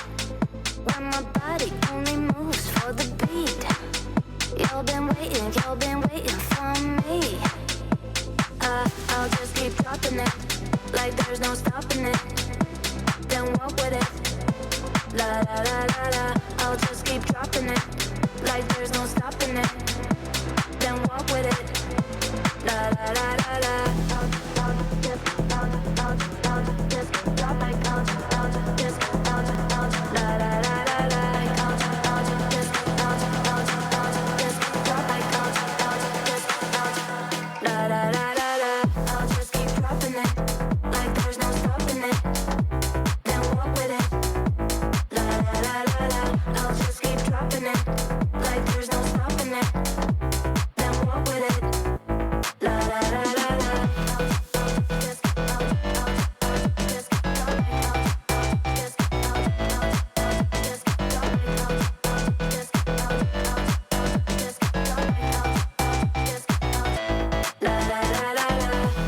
la la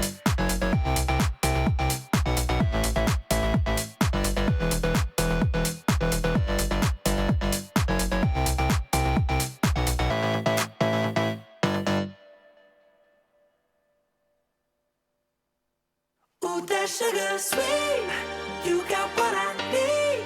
Sipping on the potion, all that good emotion, just my kind of heat.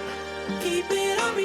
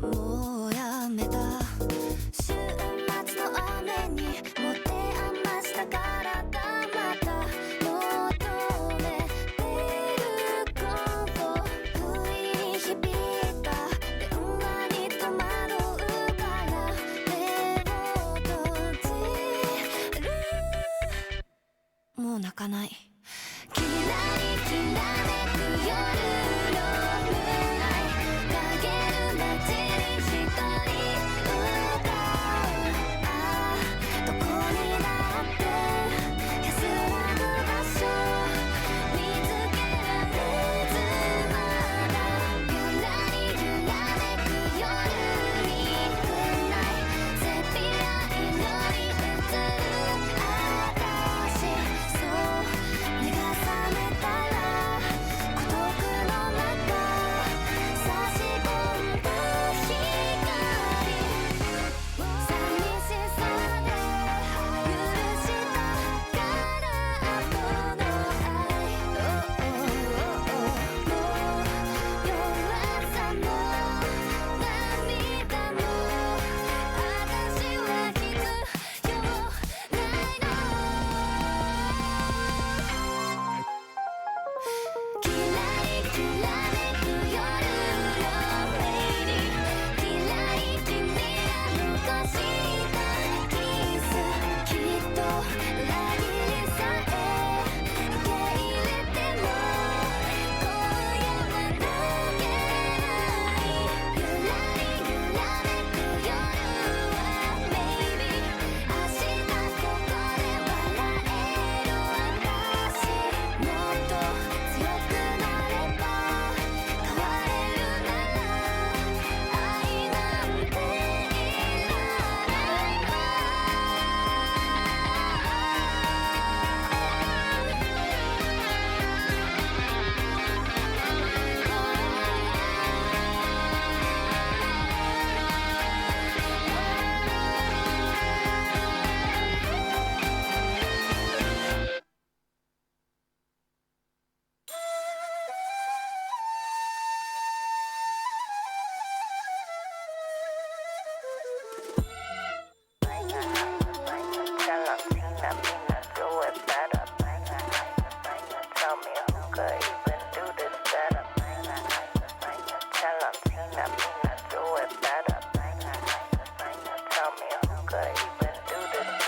I can do it better, I can do it faster.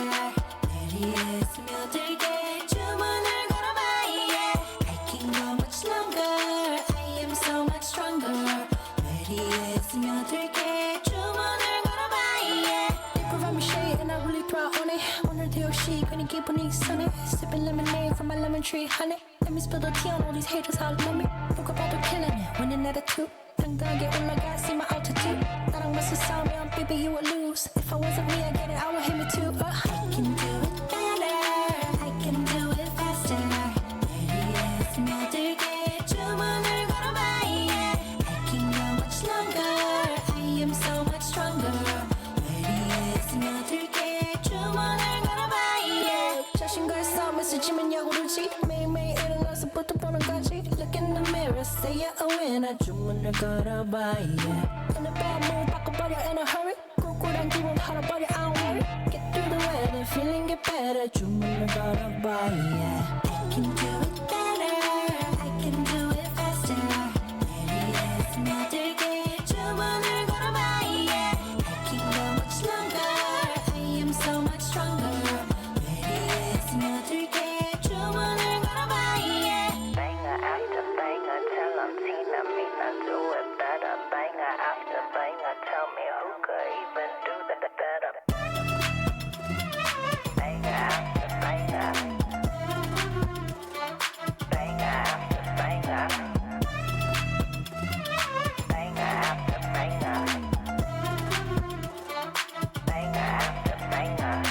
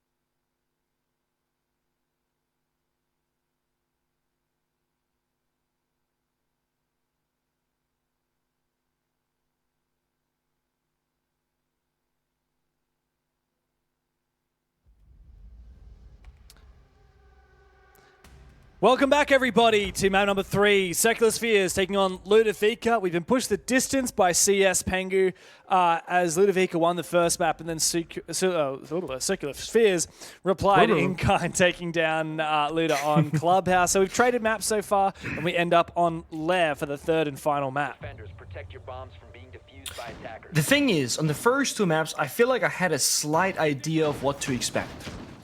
I have now entered unknown territory for this matchup. I have no idea what to expect at this point in time. But what I do want to kind of already say now, great job to both teams. Get rid of those shields. The Clash and the Monty did great work in that last game on Clubhouse. Both of those are gone. Ludavica getting with the Warden as well, opening up potential for a Blitz, which was then counterbanned at the same time, or a Ying, or a Glass. Things might get freaky if Ludavica wants to take us there. Yeah, very much so. Last map, it was not all about the shield bans, and we saw it really come into power, especially with the Circular Spheres side. They know how to use those shields all too well. Now it's Luda on that attacking side, and they're bringing that Blackbeard straight out of the gate, one of the only shields left remaining. As for Ludavica, they're the ones who I think really have to put pedal to the metal here, because they were in prime position after winning Consulate, and they looked a little bit silly on Clubhouse. Really, some bad reads. Even down to the final round, they kind of screwed themselves a little bit with the Operator veto, and coming down to those last couple rounds on defense, they really struggled to find a safe place to sit. They ended up going bar, it didn't work. They need to come out of the gates strong here on Lair, and they're on the attacking side, which means that it's them who have to muster the courage to make the first move, and they almost do that. Karma almost finding his kill early on a player rotating. It's nice to see we've already got boots in the building here for Ludavica. Sometimes you see players very slow to take control, slow to make progress, but pivotally here we've got Milo on the buck down below. He can put a lot of pressure on these site players, with the rest of the team looking to pinch from upstairs. Looking really good so far indeed, and I love having verticality from below either a Deimos or in this case a Buck. A lot of teams don't do it, but it can provide you with so much value, especially if CS aren't gonna go for an aggressive flank. We see the silhouettes, they're all top floor right now. That means Milo downstairs has free control to do whatever he needs. Gotta see Kyron on Blackbeard, walk on in, get the information to the Buck on where those defenders are playing from so he can do the damage from below. That's gonna be the next step. They get the wall opened up. The wall is soft, doesn't matter. We're just gonna pop it one way or another. Nate goes out. Doesn't seem to land though. Goy stays in the corner. And the big thing here is that between Kyra and Milo, they should be able to take down Hunter. Never mind. Oh no. Hunter wins his 1v1 against the Buck downstairs, and now this is the problem for Ludavica. You need that vertical pressure from down below, and honestly, ideally someone else goes and takes Buck's position, even without the skeleton key. We need someone to do that, and that's exactly what Physics has done before he dies in the exact same position that Hunter just found the kill onto Milo from.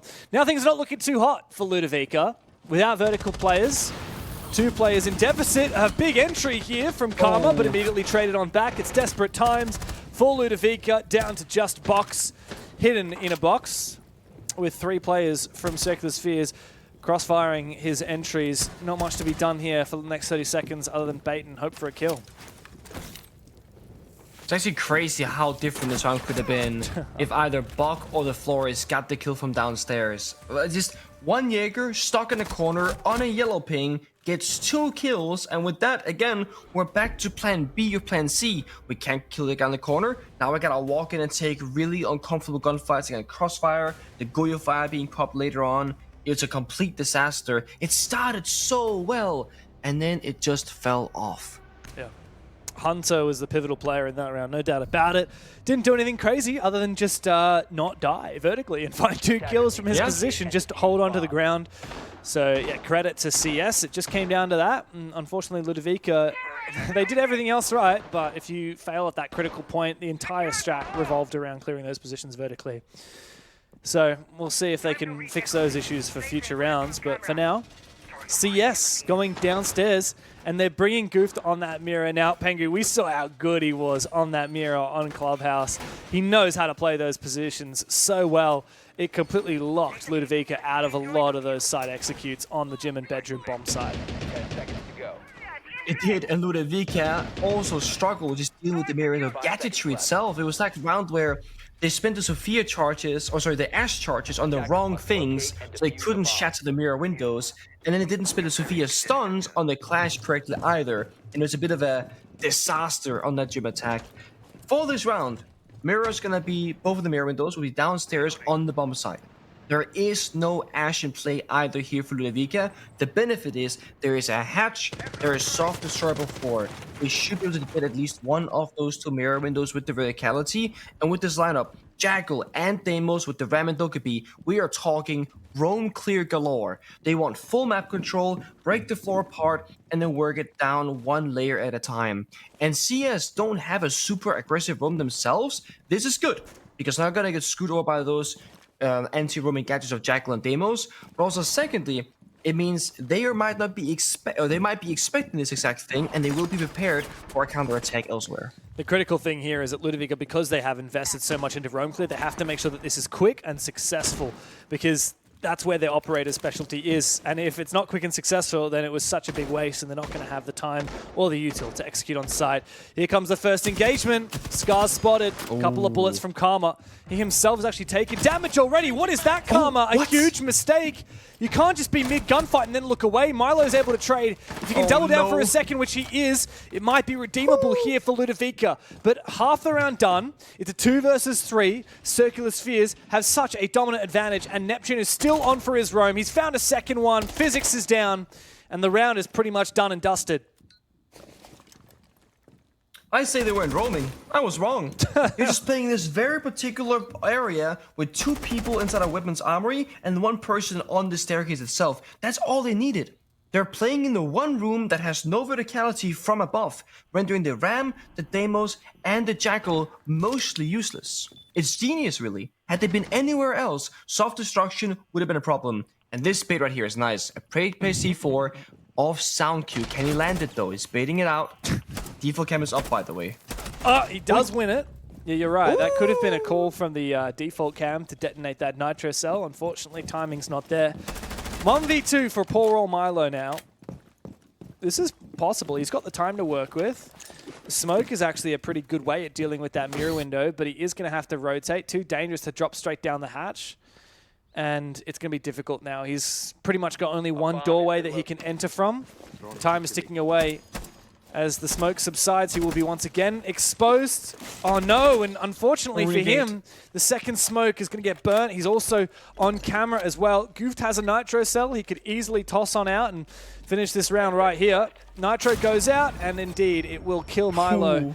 And that's the round done for Ludavica. Solid round from Circular Spheres, and yeah, ironically, it came down to the very thing that Ludavica should have been prepared for, which was the roam game. It also goes to show, right, how effective the operator bans are when it comes to shields on attack. Had you had a Munty there, or a Blitz, or a Blackbeard even, which is open to be fair, you can walk in and take those gunfights a lot more comfortably. The second thing is, I don't think Ludavica knew they were roaming in those positions until they arrived there, essentially. Had they known, they could have gone for the backstab. Where we saw the Valkyrie playing inside of lockers, the doors were closed, the default cam was up, attackers hadn't entered that area until Jackal was specifically hunting down the Valkyrie in the 1 versus 3. So they were all pushing from this side right here into the meat grinder, and that's where the crossfire was. And then you had Neb, of course, find 2 kills alone elsewhere. It's a good roam. They played in the right spots on the map, then they got a strong bumps with those mirror windows or runic gates afterwards. So as long as the roamers go 1 for 1 or 2 for 2, basically even numbers, I think that's a huge win for CS, regardless of how it happens. But it happens so effortlessly, so flawlessly, it just made the round look completely over after that first kill. It's a concern when Ludavica have the right read, but still get everything wrong. Because last map on Clubhouse, it was a lot of rounds where Ludavica had the wrong read. You know, bringing the wrong operators to the table, bringing the right operators, but putting them in the wrong locations. This time, you know, Ludavica, in theory, did everything right, and then they just lost player after player. I mean, you brought all of the anti-roam utility, and you lost to a very loose, not very thorough roam from Circular Spheres. It wasn't like that was some big brain strat. It wasn't even any particularly gnarly shots landed by CS. It was just poorly played from Ludavica, enabling a loose roam to be successful for CS. Now, Luda already 2 rounds down. They need to come into action here on their attacking side. And this is where you want to do it, on the tertiary bomb site. It's in theory going to be easier than any of the rounds we've seen so far from Luda. Let's see if they can make good on that. In theory, it's easier. I think in practice, it's actually on lair a bit deceptive. I think this bomb site is harder to attack than most people give it credit for, because it kind of works out on like border ventilation, right? As long as defenders have control upstairs, they can deny more or less every single plant spot if they have information on it. That means the attackers gotta roam clear on our top floor or have some sort of sneak way to plant on the bomb site. A glass with smokes could be that because of the warning ban. That could work. That's not what they're going for. They're Brava hacking the bomb site, looking for the Fenrir, the Banshees, the bulletproof cameras. This is great. But again, if you cannot clear top floor, you have to go straight for side. They can spam yings, they can spam smokes, but they can still get shot through those pieces of utility. So they might just conflip it here and say, we hope we don't get smoke banged. But if they do, that might be the round. Oh, but this is the kill that they need. Start. Karma finding the opening. It might enable an entry here. In goes the Glaz. In amongst the smoke. It's time for plant denial now. From above, will they find That's Cairo good. planting in the smoke? The plant will go down. There's no information here for the defense. Doesn't matter about taking the top floor if the smoke will obscure that plant location. Now Box gets in the fight, finds one, traded back. The vertical kills finally start coming out for CS, but it is too little and it is too late. 3 versus 4 now as Ludavica hold in the post plant, looking solid. Goof needs to find his kill. Karma a second, Karma a third, Karma for the 4K! Big round from Ludavica and from Karma as well with the F90, the Aussie on the Aussie operator. Actually, I think these Kiwis, I think Karma is a Kiwi, ironically. The one operator is Australian. It's a New Zealand player who's playing it. Almost so perfect there. But Ludavica, they're going to be very happy about that round. It's nice. It's good. I mean, the first kill they get, the bomb site anchor player, it's so perfect, right? The second they get that, they just rush it in, and I think everyone played their roles correctly. The Glass is smoking and covering. The Ying is spamming Candelas upstairs just to disrupt and blind the people who are trying to look down through that verticality. The only thing that I thought they had taken care of was actually the bulletproof camera. Early in that round, we saw a Brava drone hacking things on the bomb site. The Fenrir mine, I think a Banshee perhaps. I also thought it was going to hack the bulletproof camera. Apparently that didn't happen, and we did see at the tail end of the plant a red ping come out, which made it kind of scary. CS had more or less perfect information, but they were blinded upstairs and unable to navigate into the right spot to deny that planter. That could have been a super risky round, but again, because Luda played it so well in their individual roles, it ended up being very successful. Very much the case. Ludavica finally back into it, but it's only one round, and it was a pretty tight one as well. It wouldn't have taken much for CS to deny that plan, and then once the smoke subsides, that's pretty much Ludavica's one-and-done strat finish. So I'm still a bit worried about what we saw in the first 2 rounds from Ludavica. There's a long way to go to proving that they can make this happen and take the series and go and face Enterprise. Up next, of course, the winner of this match will go and face the #1 team in the region right now, which to many people's surprise... Yeah, exactly. Most people would be very surprised to see not Chiefs and not Gaming Gladiators, but Enterprise, the #1 team in the region, of course, formed primarily from the remnants of previously dropped players from Gaming Gladiators, Fisher Guy, Tuhan, even their old coach, Mingoran. So... yeah, definitely a big, tall order to take. Whoever wins this game's got a big game afterwards. For now, though, focus up. This has been quite a tough series for both teams. I think a lot of people expected Ludavica to take this series quite handily, and in my mind, we were wrong about that. Well, we have... With that being said, 7-5, 7-5. I'm surprised we have yet to see overtime, because both of the first 2 maps certainly could have gone there. Something about the 6-5 scoreline, teams just really start showing up and just ended outright. This round, however, a slower pace, Ludavica. I liked it. Bandit trick comes out, I think he missed the wall. No, actually, I hit the summon. Okay, I thought the summon was on the opposite side, actually. Interesting. So bandit tricking, just like on Clubhouse, being a thorn in their side. Further slowing things down. Karma, killing up the killing. 6-2 so far on the Deimos currently. This is the thing last year. When we saw Karma playing in OCE League for the very first time. If I'm not wrong, it was on Panic Esports, a team that was very much the bottom of the table. Like, you know, they could barely win a game. But Karma was a shining light. He was a player that everyone's like, okay, this guy's going to get picked up by a big team. And, well, as I say that, he just absolutely bots out and dies to Scars. Thanks very much, Karma, for that one. Scars has gone big for a double. Talk about players that have been looking hot recently. 15 kills previously in this series on a single map, and now he goes down. It's a 3v3 as Ludavica hold on to their ground that they have taken. Hunter's in an awkward position, and, well, meanwhile, Neptune has actually managed to sneak up ahead and find 2 kills. It's all up to Physics now. He's locked Hunter into a corner. There's not much to be done about it. Hunter can just sit here and QE peek, not expose himself too much. Pretty much an unwinnable position now for poor Physics, who's got to walk into a 3-way crossfire to do anything. That's a tough one. Finally gets the first kill. Jade trades it back instead, though, and with that, also the round. 3-1 in favor of defense, in favor of CS. Again, nothing to be too worried about if you're supporting Ludavica right now. Lair is a defender-sided map, that I will say. And given the operator bans right now, I also do think that CS has done a great job at just targeting what Ludavica are good at. The shield, the glass, also punishing back on the Warden ban, because that's where glass gets really, really strong.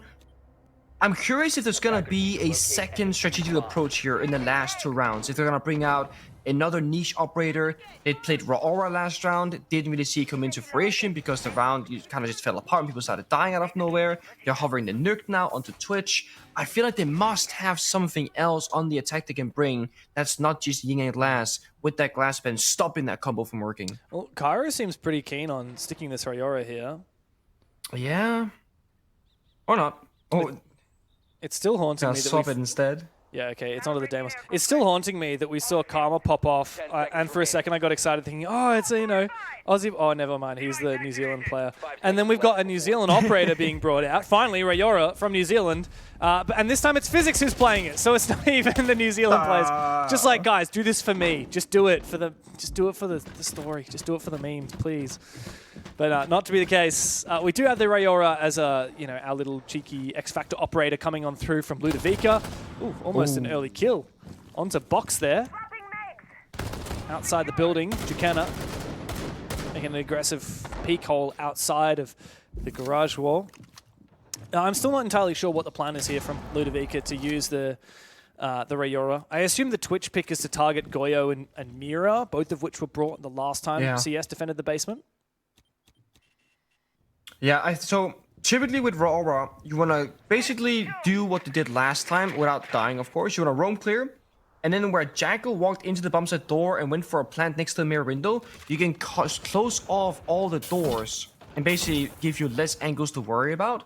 The issue is the mirror window is still there and there's no Ashen play. So this Twitch really has to try and find some value. The roam is there from Hunter. This time it's a Blackbeard though. This is good. They get the information. Blackbeard is very safe. Tosses a grenade. Scars is there for backup. Oh. Can they respond? Bit of damage exchange both directions. Hunter needs to peek in time. Oh, but this is awkward. Ooh. Sneaking up very deep. That's Karma. Very dangerous player. M4 in hand. Out goes a nade. Hunter now starting to feel a lot of pressure. Neptune goes for a swing nade. Or rather C4 comes out. Injured. And it does get the injure onto Cairo. The Paragon skin no less for Nep as well. It's not a good look here for Ludavica, who've lost both Cairo and Karma. Cairo just needs to be finished off, and I don't think he's in a safe, resable position. This roam game from CS on the basement is proving to be so difficult for Ludavica to pick apart. Eventually, Milo does take down Neptune. Meanwhile, Box is going to get the rares onto the Blackbeard of Cairo, and straight after that, also find the kill, or at least the injure onto Hunter, who will drop down the hatch and likely get saved here. This smoke, actually, unfortunately for Physics, is stopping him from being able to convert this kill down on the hatch. Oh, he's safe now, I think, as well. Yeah, you're right. They're gonna get the res. Oh my god, that's unlucky. He stuck around for a long time, though. I mean, Nep and Hunter both could have taken that one kill and fallen off. They didn't know they downed the Blackbeard, sadly for them. But again, BB on 20 HP will die to his, or he'll die rather, to a single bullet. They got the mirror window. The good thing is, though, Raora is still alive. 2 smokes and pocket off the Twitch as well. So now you can close off these Oh, no, you doors can't. like this. You can't do it through the beams Oh, though. You what? gotta go down the staircase. What? You can't do it like that. What are you doing, Hunter? What? He snakes underneath the door as it comes up. The barricade from the Riora ineffectual. As the Bandit got aggressive, he finds 2 before he's traded on back. Now Ludavica trying to force his plan down, but the gate has once again been open and Scar says hello. Box now with it all to do. He'll find the first. He won't find a damn thing. Circular spheres are flying here on Lair.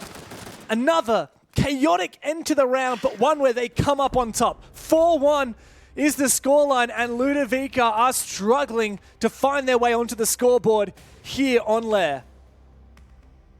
Not the proning Bandit through the Raora door getting 2 kills, one of them being the plant cover and then the planter shortly after. Mind you, Bandit was the injured player Hunter who has 20 health. That's 1 bullet, he'll be dead.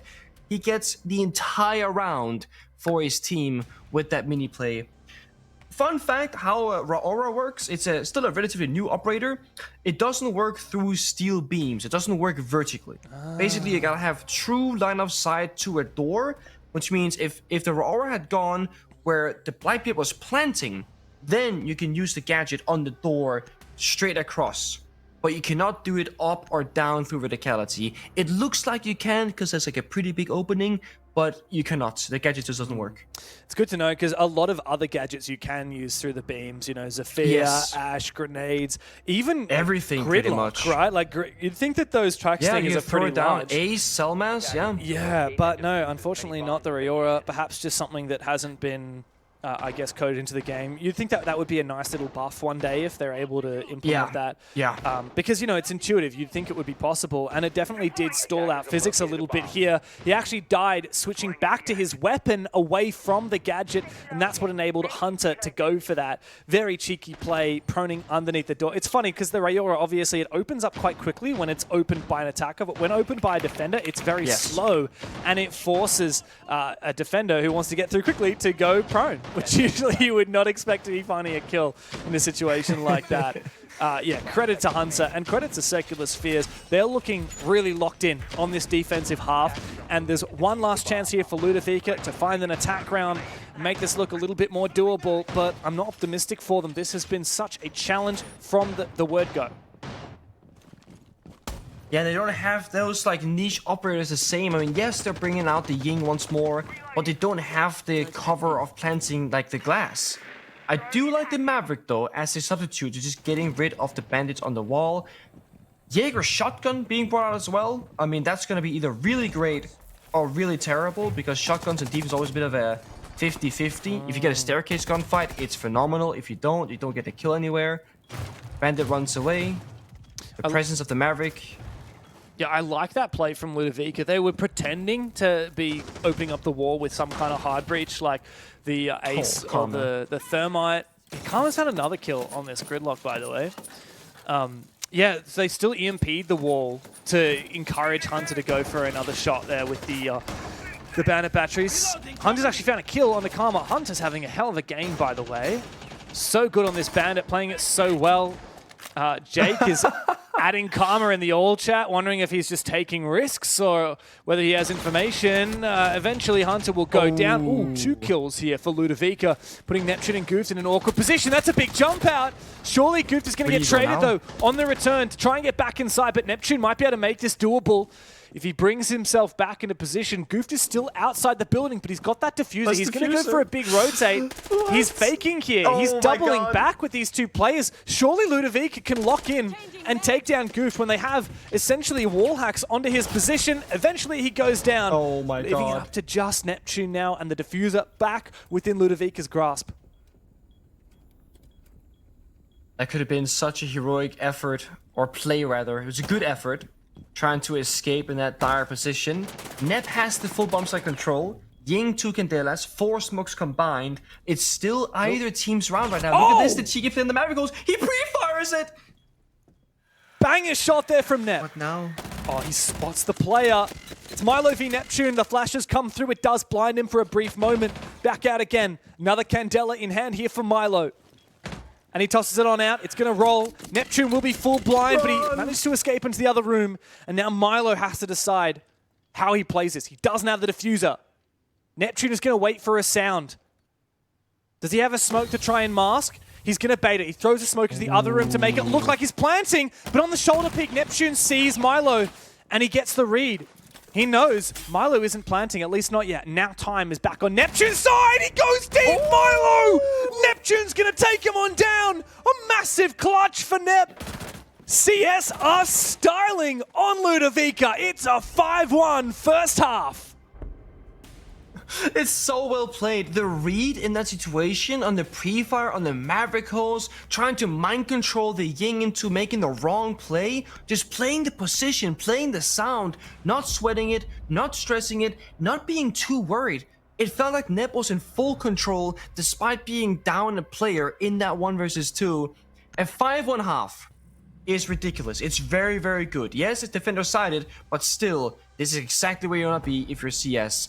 All you need is a singular round on attack and you are guaranteed overtime if Ludavica wins 5 rounds. If you get your second round, that's it. You take it in regulation. You can now play risky, you can play fast-paced, you can try and do some funky stuff because you have rounds to lose. The one thing I do not want to see now from CS, I don't want to see them start getting afraid of winning. There's playing to win, and there's playing to lose. And when you got this 5-1 lead, you go, guys, let's just play safe. Let's just win these rounds and be done with it. No, you need to stay true to yourself and keep playing crazy. If you see an opening, go for it. If you see a play, do not hesitate. Do not be afraid. Just keep going. Yeah. And when you got players, I mean, most of this roster, Neptune, Goofed, Scars, and Chikena, all known to be fraggers. Like, that's what they're typically known for. They can play aggressively. Then you've got Hunter, who's known for being a really talented shield player. Chuck him on a shield and tell everyone, okay, let's take risks, let's play fast, let's play together, let's play aggressively. Let's really take the fight to Ludavica. And as you're saying, like, if you're going to lose a round, you may as well lose it playing very aggressively, because once the scoreline gets closer, you can play more typically. But right now, what's more likely to catch Ludavica off guard and shatter them a little bit, especially as perhaps the arguments start breaking out. Guys, how do we just lose that 2v1? How are we losing from our advantages? That's when Ludavica start to fall apart. So you start playing aggressive, you embrace the chaos. It's what we know Circular Spheres want to do. I want them to start playing like that right now. And already with the blitz pick from Hunter, with the Blackbearded Goofed, I'm liking what I'm seeing so far. The only thing that can be dangerous, though, they might bait themselves into thinking they can go for a plant. And this Cairo on Tashanga is not going to let that happen. He's using the gadget right now, so CS should hear that and know that, okay, Tashanga is on the board. There's a smoke as well. One, either you go really fast and you gotta burn your utility, force out the fire, force out the smokes, then go for a plant. Or two, you don't go for a plant at all. You try and go for kills instead. Map control on the bomb site, put the Tashanga in a bad spot, then you can go for a plant. So I don't want to see default stuff right now. Plenty of time to go. We're seeing Hunter right now with Goof kind of rotating, saying, okay guys, how do we IGL this? How do we call what to do next? They gotta use this last Selma charge successfully. It's gotta breach this bomb site wall. Perhaps Blackbeard can walk up, block the angle, make sure it stays alive. I don't know how that happened, but Chikena's lost his life and It's given gone. Cairo his first kill, as you said. Yet the last Selma is completely gone now. Not a lot of hard breach here brought by Circular Spheres, and they are going to feel that really now that they've essentially breached nothing of value on this round. If they wanted to pivot and go for an Arc 6 room attack, they're going to have to fight against those mirror windows. They still have 2 shields up, but not a lot of pressure around different aspects of the map. They're all funneling in from this one position. They need a hero play, and they need it soon. Yep. Grim Beast, one in pocket.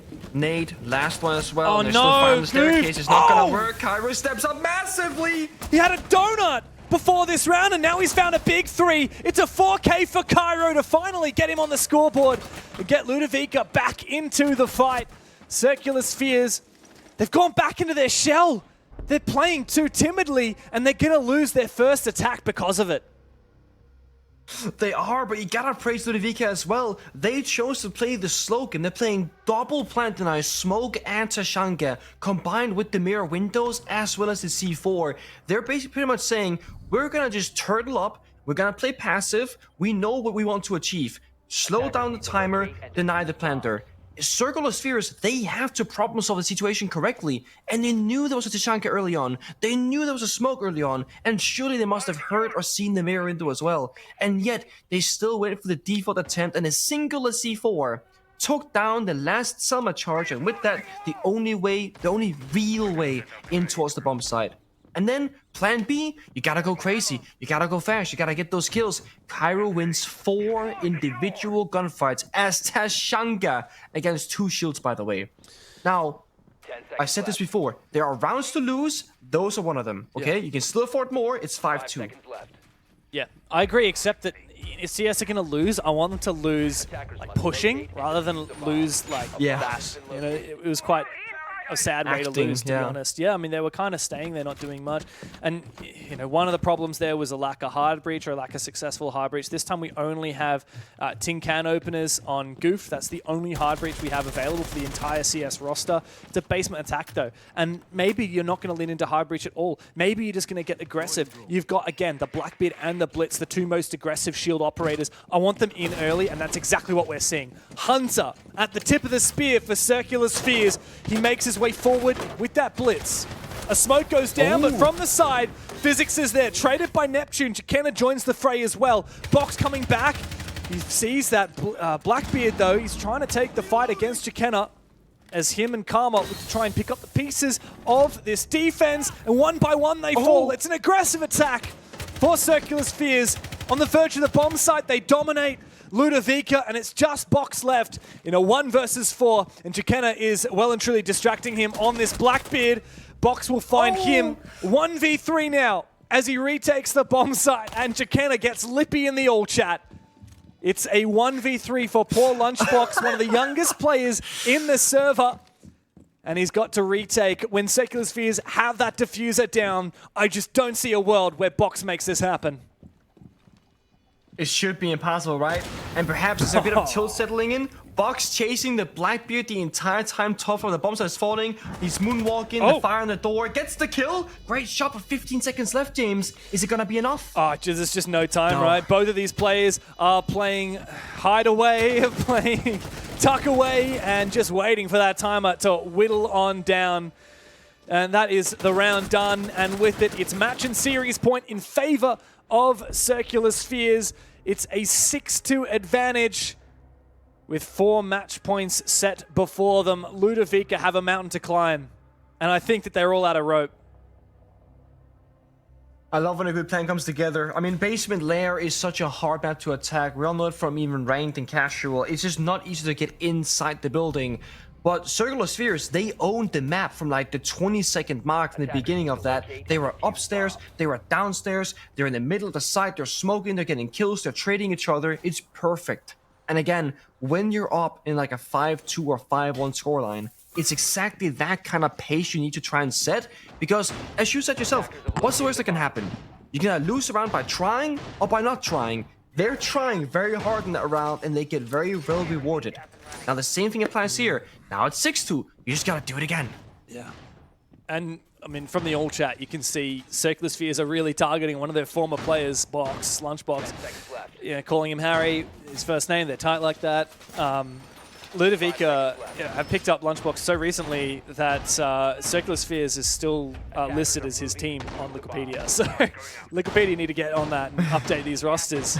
But yeah, obviously there's a lot of history between these teams, a lot of camaraderie, but also a bit of rivalry. There's no doubt about it. And I'm sure that most people would have picked Ludavica to be the better team. When you've got experience from players like Cairo, when you've got up-and-coming talent like Karma and Lunchbox, when you've got experience on a player like Milo, but it's a combination of some of these really informed gunners like Scars and Neptune in tandem with a player like Hunter, who's such a good backbone of this CS roster. They're proving to be better than even some of the more experienced players and some of the most experienced players in this region. An obstacle to overcome now. Tertiary bomb site. You kind of have to go here, regardless of what happens. Jake is just in the building again. They own the bomb site. Hello? Yeah, it's very aggressive. Smoke straight down as well to fake a plant, trying to bait the rest of Ludavica to come hunting for them. But unfortunately, it doesn't seem to work out. Ludavica has seemingly read it, and they do find both Nep and Goofed. Still advantage for Ludavica, just by one player. They still have control of this top floor. Ooh, the Warden knows exactly what he sees there. That's Karma. He spotted a player inching towards the bomb site. There's actually no one in sight now. It'd be very vulnerable to be in the bomb site for an attacker with control up above. Held very firmly by this defensive roster. Oh, that's a lot of damage. The Warden sees the smoke. You can't really just smoke and plant, you know, that's the big difference. Ludavica, they banned the Warden. They wait for that play. Circular Spheres didn't go for that. So now, you pretty much have to go above. Or again, find some crazy kill vertically. But look at Scars. If he times this correctly with a distraction downstairs, perhaps they can take down the smoke here, but I think he knows. I don't think he does. Maybe Oh, not. but the shoulder peek will give Kyra the info he needs. No freebie for Scars today. Ludavica are playing this very well, very patiently. However, Hold Hunter up. has snuck in deep. He's got a very cheeky plan spot, but what is that? An angle and a half from Milo. Just sees the feet of Hunter as the plant's about to be confirmed. Ludavica will deny it, and further that number's in their favor. Now that diffuser is locked down in that position, and this pressure from above from Karma is going to make it impossible to get safe. It's just Jekena now. Kyra will take down the final two players, and Ludavica are back into the game. 6-3, still 3 more match points to stave off. Round by round, Ludavica will build this comeback. And as long as they can mentally stay in this, that's the big thing right now, the mental, because they've had a couple of rounds that probably they should have lost the way they did, or they threw, or whatever. But that's all in the past. It's always about this upcoming present round and nothing else. One step at a time. Final operator band set here. What's the gonna be? It's gonna be a Warden to play Smokes, Valkyrie actually. Interesting, I didn't see that one coming. And then Blitz to just target the shields. How do you feel about Blitz versus Blackbeard here, James? Because I feel like it's a bit of a toss-up, right? They do the same kind of thing in different ways. BB gives you the grenades, but Blitz gives you the flashbang instead. Like, what do you think? I think it's personally Any thoughts? a player target. I would want to get rid of a shield that Hunter's going to play and let Goofed play the Blackbeard. Hunter is such a good shield player, and I think he's going to be a little bit more unpredictable. A lot of people that don't usually play shield operators will happily play the Blackbeard because it feels a bit more like a normal rifle holding operator because you can just aim down sights. And often we see Blackbeards actually die because they get baited into over ADSing as opposed to like a Blitz or something, a Blitz or a Monty, which Hunter would be more likely to play. So I think this is the right call here from Ludavica. You've got rid of Hunter's 2 shields. You're forcing him onto a gun. That said, he's a very good operator with that gun. A player that I'm actually worried about right now, if I'm Ludavica, is Neptune. Or Nep, as he's called these days. This guy has actually hit 30 kills across the series so far to only 15 deaths. So that's a 2.0 KD. He's 6-0 for entries, and that gives him a 1.1 KPR. He's had a whole lot of 2Ks and 3Ks, and he's been the main planter for that roster as well. So Neptune is in peak form right now, which is impressive considering he's a player who's been around the block a few times and always been in kind of these mid to low teams in the OCE region. He's one that I'm really worried about. What is he going to be capable of in the fragging department, especially as things get dire and Circular Spheres need to start playmaking? I'm going to be worried about what Neptune's capable of.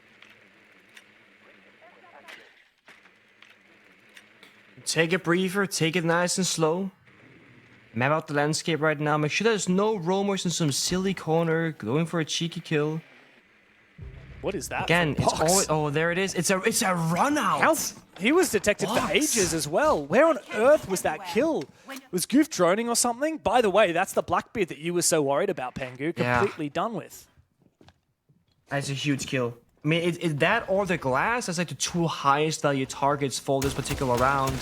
And again, you're just putting Circular Spheres on the back end. Oh, there we go. The verticality doesn't quite land. A little bit of damage done. That's really it. And when you lose a player like this early on the attack, you have one person less that can cover Jake downstairs. There are drones though. Goofed is on various drones and bunks downstairs and security watching both of those flanks. We need to see the bug again get value from beneath. That's gonna be the win con now that Blackbeard is dead. Yeah, but we need the Buck to have some kind of support as well. Karma's actually standing on top of a Kiva barrier to protect his position, playing as Malusi. We need some lateral pressure though from Circular Spheres to try and unlock the potential of Jekena on that Buck. Speaking of lateral pressure, it looks like it's the Glaz to try and make something work, but he doesn't realize he's sharing a room with Milo, who swings for a second kill onto Hunter as well. Good time to come to life here for Moloska. A big one for Karma, who gets aggressive. It's all up to Nep now. Singled him out as the top fragger in the game, but he's not going to be able to achieve a lot here. He'll find an exit frag, maybe a second one, but there's nothing to be said. The round is over. Ludavica are bringing it back. A second kill. Box goes down. Harry, if you're tight with him like that. 1v3 now, and I mean, this is just about exit frags, isn't it? Ludavica are doing a good job of keeping their cool on this defensive side despite that early match point setup. And there's the thing, the mental is going to shift. For every round that CS they lose, it's always that, oh no, we're not doing it, we're throwing this game away. And the closer Ludavica gets, is like, okay guys, come on, we got this, one more round, come on, one more round. And that can have a massive shift in these rounds. I mean, look at the play that Box made. You're down 3-6. And you're jumping out the window, going for a ridiculous run out. That's exactly what you need to be doing and not be afraid of making that play happen. Yeah, it's confidence that we need to see from the team that is facing down several match points. Obviously, this is map number 3. It's been a pretty long and arduous series. There's been a couple of technical breaks. It was a full 12 rounds of regulation out of the first 2 maps. And here on the 3rd map, it looks like we might get the same.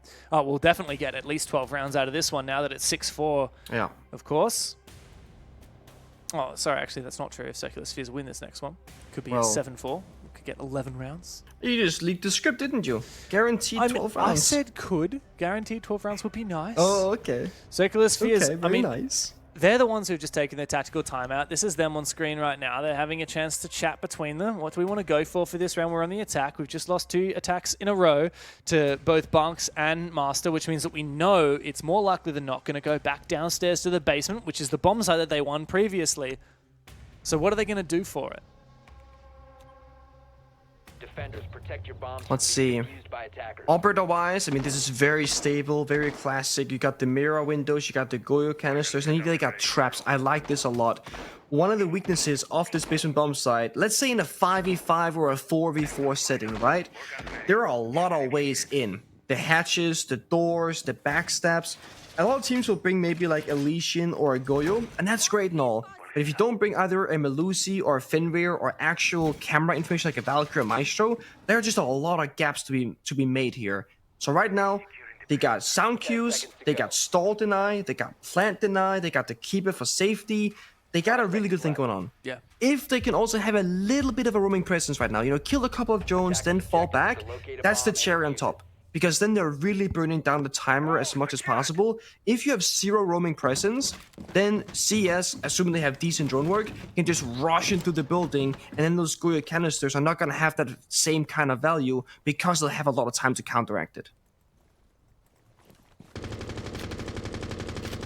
Pressure's on Ludavica, but the pressure is starting to mount as well on CS. How many match points can you fumble?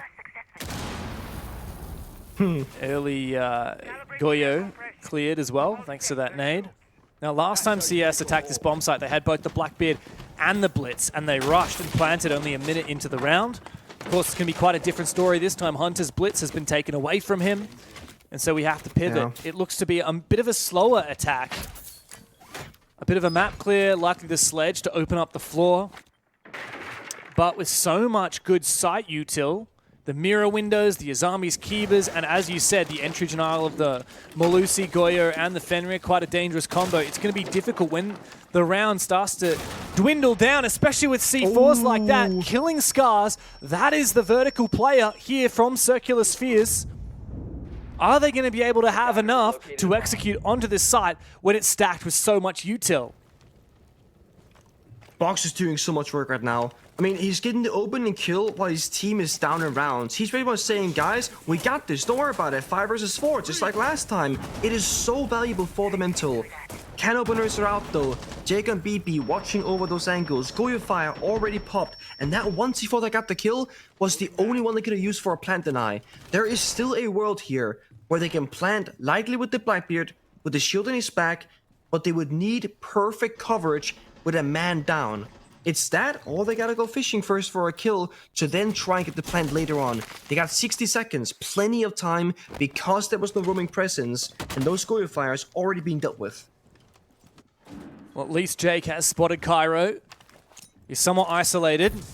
Now Blackbeard can't do a lot more than just stare him down. Dangerous to take a gunfight. Karma through the smoke. Oh. Neptune's down. It might be what Ludavica needs to push this deeper. Cairo wins his against that Blackbeard, dropping into the side. It's Hunter. He's been spotted. He's been swung, and he's taken down.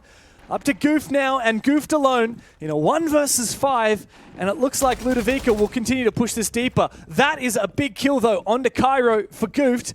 But as he is still all alone with 25 seconds left to play, I don't think he's got what it takes to pull off another kill or another couple of kills that he would need to bring this closer. And Ludavica do lock down the site. It's another round. We are going the distance and regulation. Ludavica facing down, match point against them over and over again, but they have pushed us all the way to just being 1 round from overtime. One more. Hold on, just 1 more round. If Box can go 3 for 3 in opening kills in a row, that is gonna be key. Because again, it has such a big mental effect. And again, when you're losing the way that you are at Circle of Spheres, and you've been losing so many rounds in a row, you're gonna start being a little bit now different in your risk assessment. You're not gonna take the same kind of risk because we lost it last time, and now they do need to win this upcoming round. Of course, you can go into overtime, but you really want to try and avoid it as long as you can, of course. So, Box, can you do it? Capcan traps being brought out as well. If you go too fast, don't check that doorway, that's a free kill as well. Circle of Spheres have been kind of dancing around a lot of smoke grenades, some Twitch, some Brava.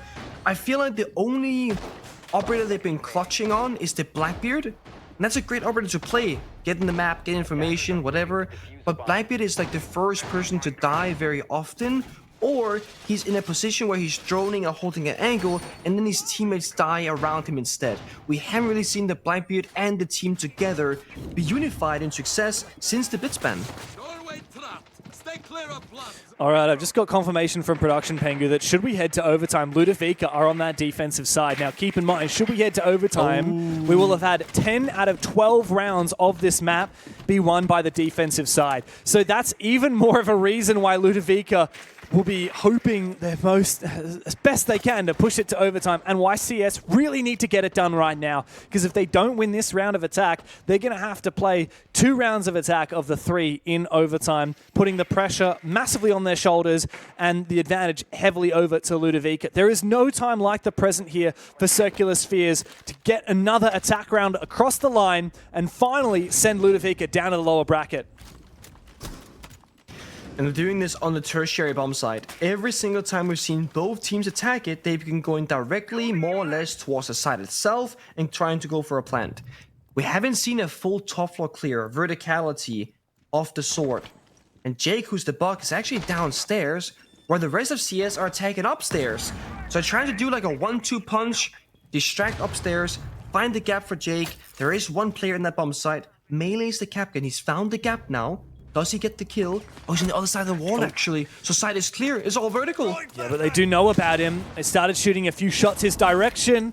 Goofed has also taken a hell of a lot of damage. Here's Sneaky Beaky like from Karma. Finds his kill. Hunted down. Straight through the flashes. It's baited. Ooh. And the defense finds the kill. Ludavica are coming up in spades. Goofed. He's taking more and more damage. Box will take down Jakenna. It's all up to the Blackbeard. 1 kill is all he'll find. Desperate for more. So much time left for him to work with, but Ludavica have left him in the dust. They've run away back onto the bomb site, scathed away with the advantage that they have garnered for themselves. And now the Blackbeard has so much of a marathon left to run here against Ludavica. 40 seconds remain. A drone thrown out, dropping into the bomb site. Scar in hand as Goof looks for a kill. He peeks, he sees that bulletproof camera revealing his position, and guess what? It's a game of Ring Around the Rosie. Ludavica have gone straight back upstairs to deny vertically. All they have to do now is shoot down the Blackbeard as the plank goes down, and Ludavica have pushed us the distance. Yeah, that's right. It's map 3, and we're going to overtime. 4 rounds in a row, and it hasn't really been that close. Ludavica on defense has turned up so strong. And like you said, they're gonna stay there on the first round in overtime. Which means absolute worst case, they can just ride the defensive wave, win this defense, lose their attack, win their defense, and they'll win 8-7 by a single round. Circular Spheres need to come out on a win here on one of their attacking rounds. They need to. They've won a single one. The basement rush, again, when the blitz was available. And ever since they haven't had a proper shield to play with, they've had no other way to problem solve the rounds. Either it's time for a fuse shield, or it's time for something else. The Blackbeard isn't working, Goof isn't getting any value, they're not getting any opening kills, and they're never really getting to the bomb site with any sort of real manpower. And Hunter's KD is getting worse and worse as we get deeper into this half as well. I mean, he's a great player and he can play rifles pretty well, but when he's not got a clear vision of the attack, when he doesn't have that blitz, yeah, he's going to suffer. You mentioned the fuse shield. We're actually going to see Hunter seemingly re-picking onto the fuse at the last minute. It's going to be a double shield play here from Circular Spheres. Hunter on the fuse, and of course, Goofed as well on the Blackbeard. Is this the difference that CS need? I sure hope it makes the difference now. It's been 4 rounds in a row of Ludavica charging through on their defensive side. Circular Spheres with no response, with no conversion of the match points that they had garnered for themselves. And now Ludavica, they're in the driver's seat. They've got confidence. They've got air, wind in their sails.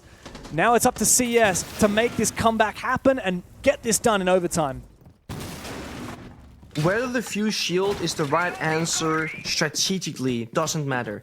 It's the right answer mentally for Circular Spheres. They need Hunter on an operator that can give them the overview to make the right call and progress the map correctly. Right now, he's on drone duty. He's droning every single room for Goof. Now he's gonna get off it and leave the spawn. They gotta wait and they gotta leapfrog it. He drones, then he comes up. Now Blackbeard is the drone instead, waiting for Hunter to join him. The Clash is the biggest shield counter in the game though.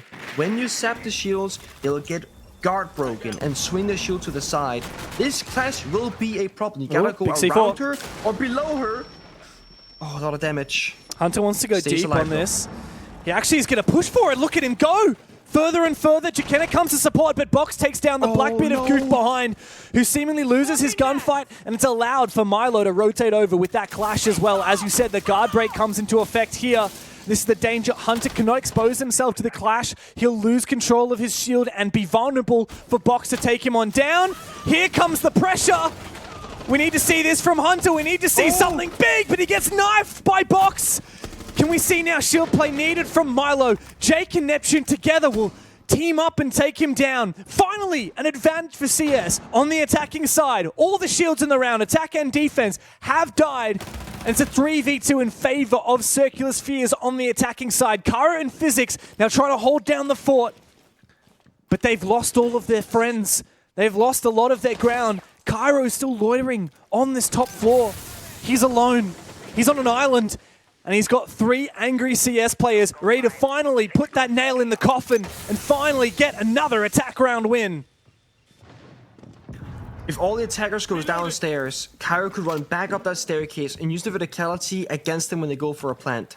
However, if they just stay downstairs on the bomb site, there's only 25 seconds left. One toxic babe in pocket. This time pressure might make CS make the wrong decision, and they can't break the hatch open right now. They don't have soft breach on the ace, and Twitch DMR is too far away. Time will be an issue. There might be a numbers advantage here for CS, but they are all separated, and this can be desperate from Jakenna. He's about to move into the waiting arms of Cairo, but Cairo will make the first move and lose his fight. Jakenna to take down Cairo, but Physics to finish off Scars, and the fuse is going down, but Physics! Oh my god, Physics! What the hell are you doing? It's a massive clutch up for Physics! An absolute devastation for Circular Spheres! On the verge of getting an attack round win across the line, but Physics clutches up huge for Ludavica. They were so close to finally winning the attack. And they arguably should have won it. They had the 3v2, they had the upstairs control, and then 2 things really end up hurting them. They spent 20 seconds trying to open a singular soft hatch because the only way to do it was to get the Twitch over there to DMR shoot it open. That took a lot of time. They dropped down the hatch to go for the plant, and the defenders are spread apart, opposite sides of the bomb site. They cannot help each other. Physics steps up, wins 2 separate gunfights. The cover was there. Denies the on plan one through the portion, but wall, not the by the second. way. Yeah, Damn. it's a heartbreaking way to lose what was your best attacking round in 5 rounds. I think you got to be chalk And now now- if you're Circular Spheres. Yeah, I mean, now they're in defense, right? Happy days. But the issue is, even if you win here, you go back on attack with a broken mental the round after. 5 seconds left before insertion. I mean, you need like a flawless win right now just to get the mental back up into shape. I think even with a flawless round of defense won here by CS, the damage might already be dealt by Ludavica. And Luda are going to be, well, I mean, stressed. Sure, they thought they would have lost that defense round. Physics will be fired up. They need to come up big here. And also, you know, after the previous map where CS were really targeting Lunchbox in the all chat, Box is feeling a lot more confident now. He's 12-9. He's actually gone over onto the OCE, which is a shield that we haven't talked very much about. Very much out of meta these days. Doesn't get a lot of game time, as she's the only shield that doesn't have the functionality of being like other shield operators where she can sprint with her shield and knife with her shield and aim down sights with her shield. How do you play this? There, how do you? Oh, okay, There's a Milo. Black in the building. He's dead. That's not how you What? play it, that's for sure. Neptune back up to 15 kills again, absolutely fragging out. Good for Milo. Now that's a trade that I would take if I was Circular Spheres.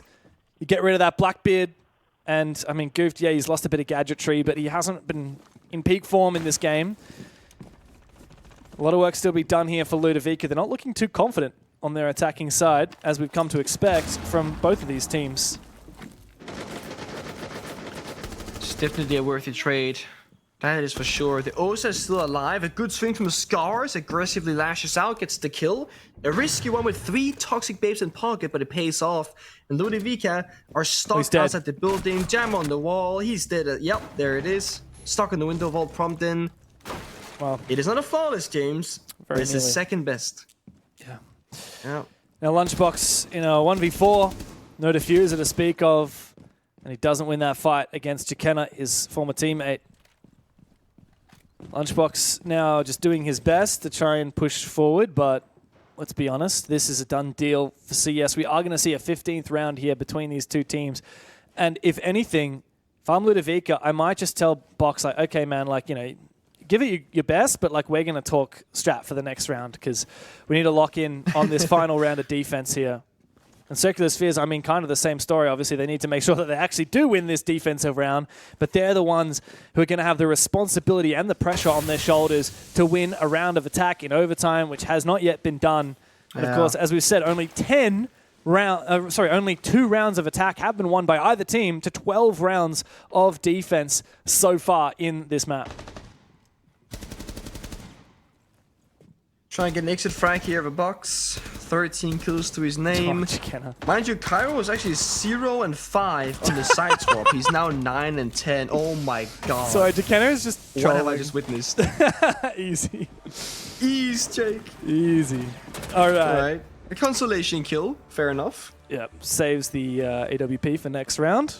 And with that, it's full overtime here. Circular Spheres have pushed us the full distance, but a lot of weight on their shoulders now to find a round of attack when, as we said, it's been 2 rounds of attack to 12 rounds of defense won here on Lair. Pressure on their shoulders, no doubt about it. Where do Ludavica take us for this defensive round? It's going to be the top floor. How does Circular Spheres deal with it? Remains to be seen. Operator bans, of course, they will swap in overtime. So whatever you banned in regulation will carry over on both sides. So for Circular Spheres, that means there is a ban on the wall deny operators. That will, of course, mean that they can, with ease, or should with ease, be able to open up the walls that they want to have. But they really want that Ludavica, blitz. That's what they're missing. Yeah, I was gonna say, that is what they're missing, and it's gone. They won't get it. There is no Monty, there is no Blitz, there is no Ying. Gotta look for something else. And Goofed on the Blackbeard, I think it might be a bit of a comfort zone for him, perhaps. I feel like it has been a bit of a bait most of the rounds. Not him baiting his team, but Blackbeard on paper is a very strong operator, S tier in pro play. However, we haven't seen Blackbeard be very high in value for many rounds at this point, and they keep forcing it every single time. The Fuse actually got much further on the map than the Blackbeard did last time around, despite the Fuse also dying. Honestly, give Hunter the Blackbeard if he wants it. Get Yeah, goofed it on might be something time else. for that, yeah. Like, give Hunter whatever shield he wants, whether it's the Fuse or the Blackbeard, but I think just get goofed on something else. I don't think there's much point here in him playing the Blackbeard. I think, in a way, it has kind of baited himself and the team a little bit. I'd rather him on pretty much any other operator that he feels comfortable entering on if they want him to be on entry. Obviously, Neptune's the player who's been in peak form at the moment in terms of the fragging capability. You know, double the kills of Jackenna, 10 more than Goofed, but he's playing a very drone-centric operator. Like, who's getting the boots in the building here for Circular Spheres? It's a good point, actually. It would have to be the Deimos, but if you lose Deimos in a gunfight, you lose the whole point of the gadget, which is that active usage, so I mean, it is a tough one. Needs to be Goofed Not here. just who goes in... Yeah, but it had to be Goofed, obviously, in this case, but Goofed, whenever he goes in, he dies. That's my problem. He goes in and just, like, nothing happens. So send somebody else in. My problem isn't who gets in the building. My issue is, how do you intend to plant or pick up at the bomb site? There's no Capital, there's no Grim, there's no Bok below. So that means you have to get active with the Deimos, but guess what? There are mute jammers. There are keeper barriers, 4 in pocket you can toss on the floor to save yourself as well. It doesn't feel like Circular Spheres have the right tools for the job. It might just come down to taking those 50-50 gunfights and having to win. But look at this, Jake is on 1 HP now from the verticality. He's struggling already. Yeah, that's the problem, right? Ludavica, they've seen this all before. They've read it 100 times over. The mute jammer not only countering the Deimos, but also countering the Twitch, and now the Deimos is put to rest completely. A desperate nade and flash to try and make its way through, but a swing from the hallway. This is where we need to see Goofed have a big impact, but Neptune's going to fall. Goofed can't find his kills. He falls as well. Kara's gone big. It's all up to Hunter. No shield to speak of. It's just the Type 89 on the Hibana. In a 1v5, Ludavica have weathered the storm. Oh, the fact that they were 5-1 down in the first half, and they came all the way back, pushed us to overtime, and finally finished off Circular Spheres. Push the distance, but Ludavica come out on top. They have a date with Enterprise up next, here in the upper bracket of the OCE playoffs. Oh my god, 7-5, 7-5, and finally in overtime, but in the most heartbreaking way possible. Attackers can't buy a round, and the one attacking round that CS should have gotten, it was a 2 versus 3 clutch, and they lose. Complete disaster and a heartbreak for those guys. Oh, yeah. A very, very rough game to be a Circular Spheres fan after that. Temptation over and over, but it is done and dusted. Ludavica come out on top, and we'll break it down on the desk. Thank you very much for that, Dev. I think that when we're looking back at this match, time might be the only factor, Michael. We are currently sitting at a god almighty lengthy series, and it's the very first opening best of 3, not of the region, not just of APL, but of this new format that we've got, and it's gone the absolute distance. I don't like seeing forfeits, Rob, but this might be the one day of the year that I'm kind of glad we do have one. Otherwise, it would be a very long one. I mean, what a banger between these two, and what a comeback from Ludavica. Only the single round win, round number 3 in the first half, and then absolutely crawling their way back. Pushed max OT, credit to Circular Spheres, tried their very best to hold on. But some of the key players on their team just weren't able to fire in this series, and the biggest, most notable one, and I hate to start on a negative, but it's Goofed. Guess what his entry was? Just have a punt. Because we know how good he has been this stage. Entry? Yeah. His entry was well, what I mentioned in the with, right? well, that's exactly right. I mentioned it in the pre-show. Take a guess he what it was struggled with a today. 2-6 entry coming into the playoffs. Well, if we're going off 2-6, we're going in the best of 3. 0-6. Yeah, something like 0-6. 0-12. Holy crap! Bang! And you flip that. And Hey! Wait. Even better. Flip that number. Yep, 12-0. Guess who? Lunchbox. Lunchbox. Oh, Jake! The script is written. Did I not do my homework? I tell you Well what, done, I think you deserve a handshake for that one, That's mate. a really good work. I started it off in the pre-show. He finishes it off in the post-show, and Ludavica finished it off in the best of 3. I'm still gobsmacked at that. Like, the two of you, your brains are joined. It's almost like Well, you it's funny- finish each other's... It's funny because Sentences. I think going into the third map, my concern was, are we seeing Lunchbox get a little bit exposed? Best of 3, high pressure, but he turned it on in that last map. Absolutely. 14 and 9, big on the entries. At 93% cost. That is an insane number cost. across a That's best a of big 3. cost. That is impact in nearly every round to some extent. That's insane. Was that across... No, just in the last map, right? No. No. Entire series where he went 42-27. Oh, my God. That is absolutely mental. Obscene. I think, I guess now for teams that are watching this matchup, for viewers that are watching this matchup, I posed the question to you just before, like literally before we started, which is it that the competitive integrity of the games is that was getting the a last little map. bit better? Lair? Nah, he got it wrong. Oh, it was Really? the Did last I? map. Yeah, he got it wrong. No. It didn't update properly. I don't know. I'm seeing 42-27 and a 93% cost, so I'm going off that. But if you've got updated numbers, then... No, I've got the... I've got it refreshed as 69%. I've got it at 90. I don't know. Yeah, it could it's honestly broken. be. I'll blame Des. honestly, on this one. it could be 93%. Thanks, Derry. Thanks, Derry. mate. Love Derry. You got to sort your stuff out, mate, because we're just sitting here with these stats. We got nothing else to go off. But Guz, the question I asked you at the very start of the day, which is the region becoming more competitive, or is the quality of Siege raising? Can you, I guess, realistically answer that at least for this match? That's a tough one. I think in this particular game, we probably saw a pretty good brand from CS. Luda, at least in my opinion, probably made more overall mistakes. We saw many rounds where Luda were in pretty commanding positions and then let it slide.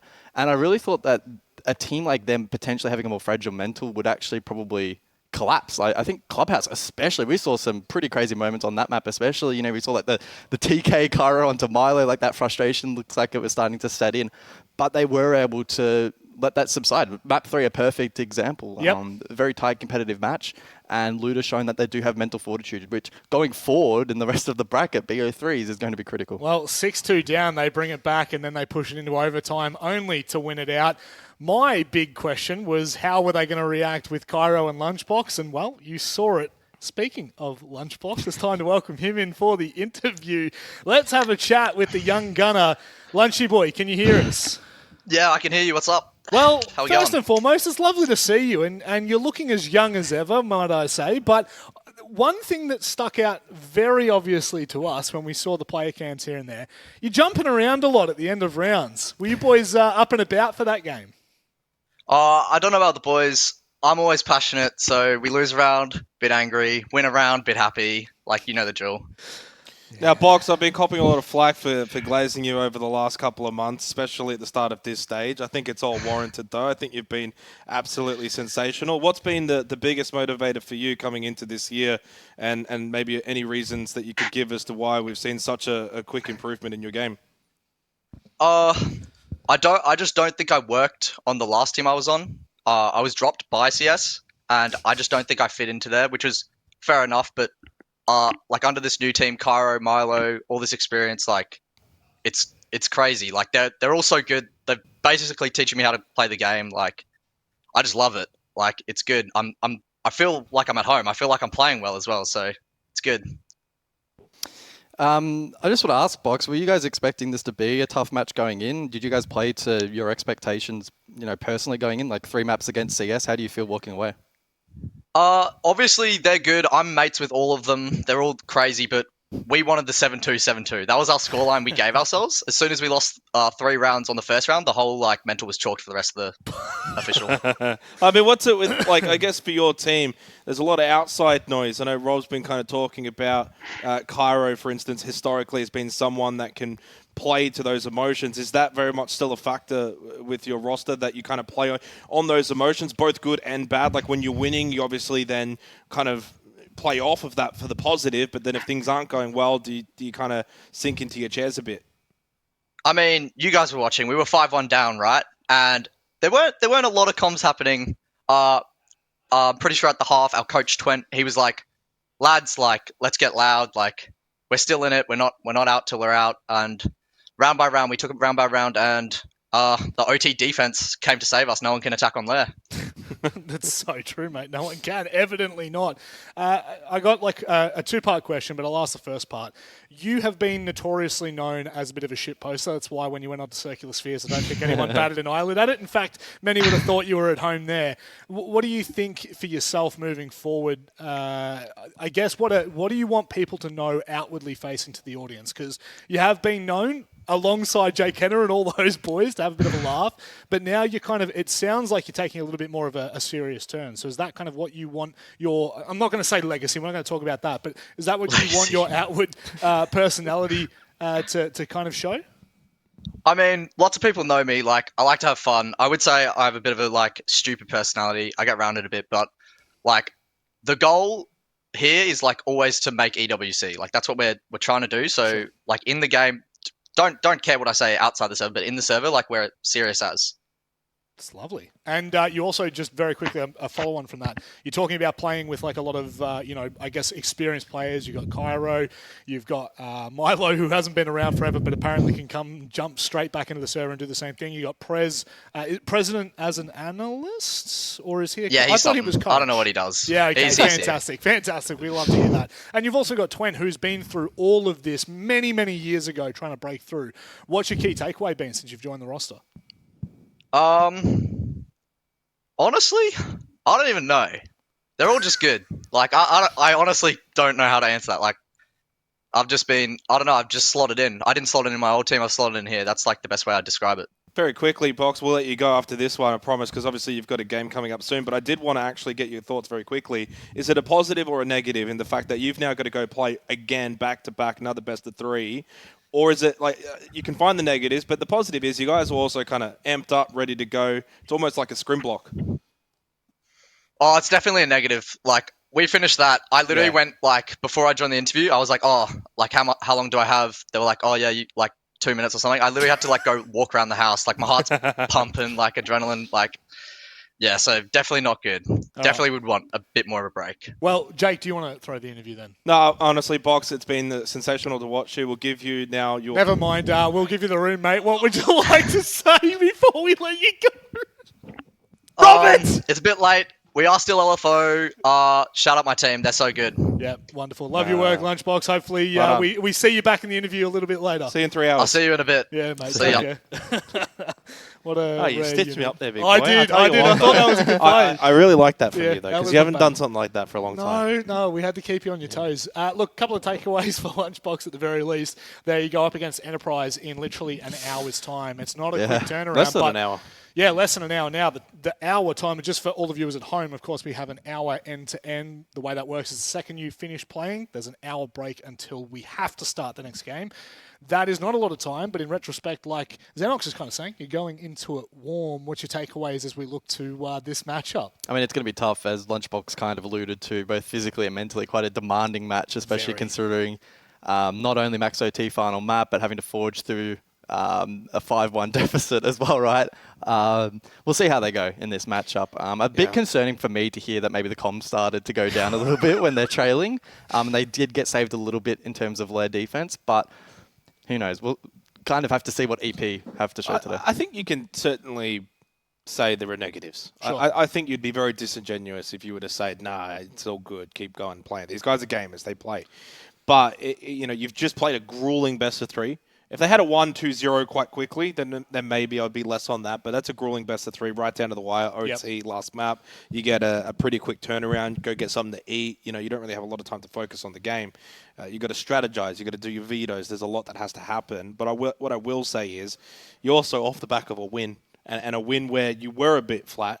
And you got going at the end, you can bring that into the next game. And that's what I hope Ludavica can do against Enterprise. But Enterprise, they've been a team so far this stage, throughout the group stage, that they're the number one seed for a reason. They're going to be very difficult to beat.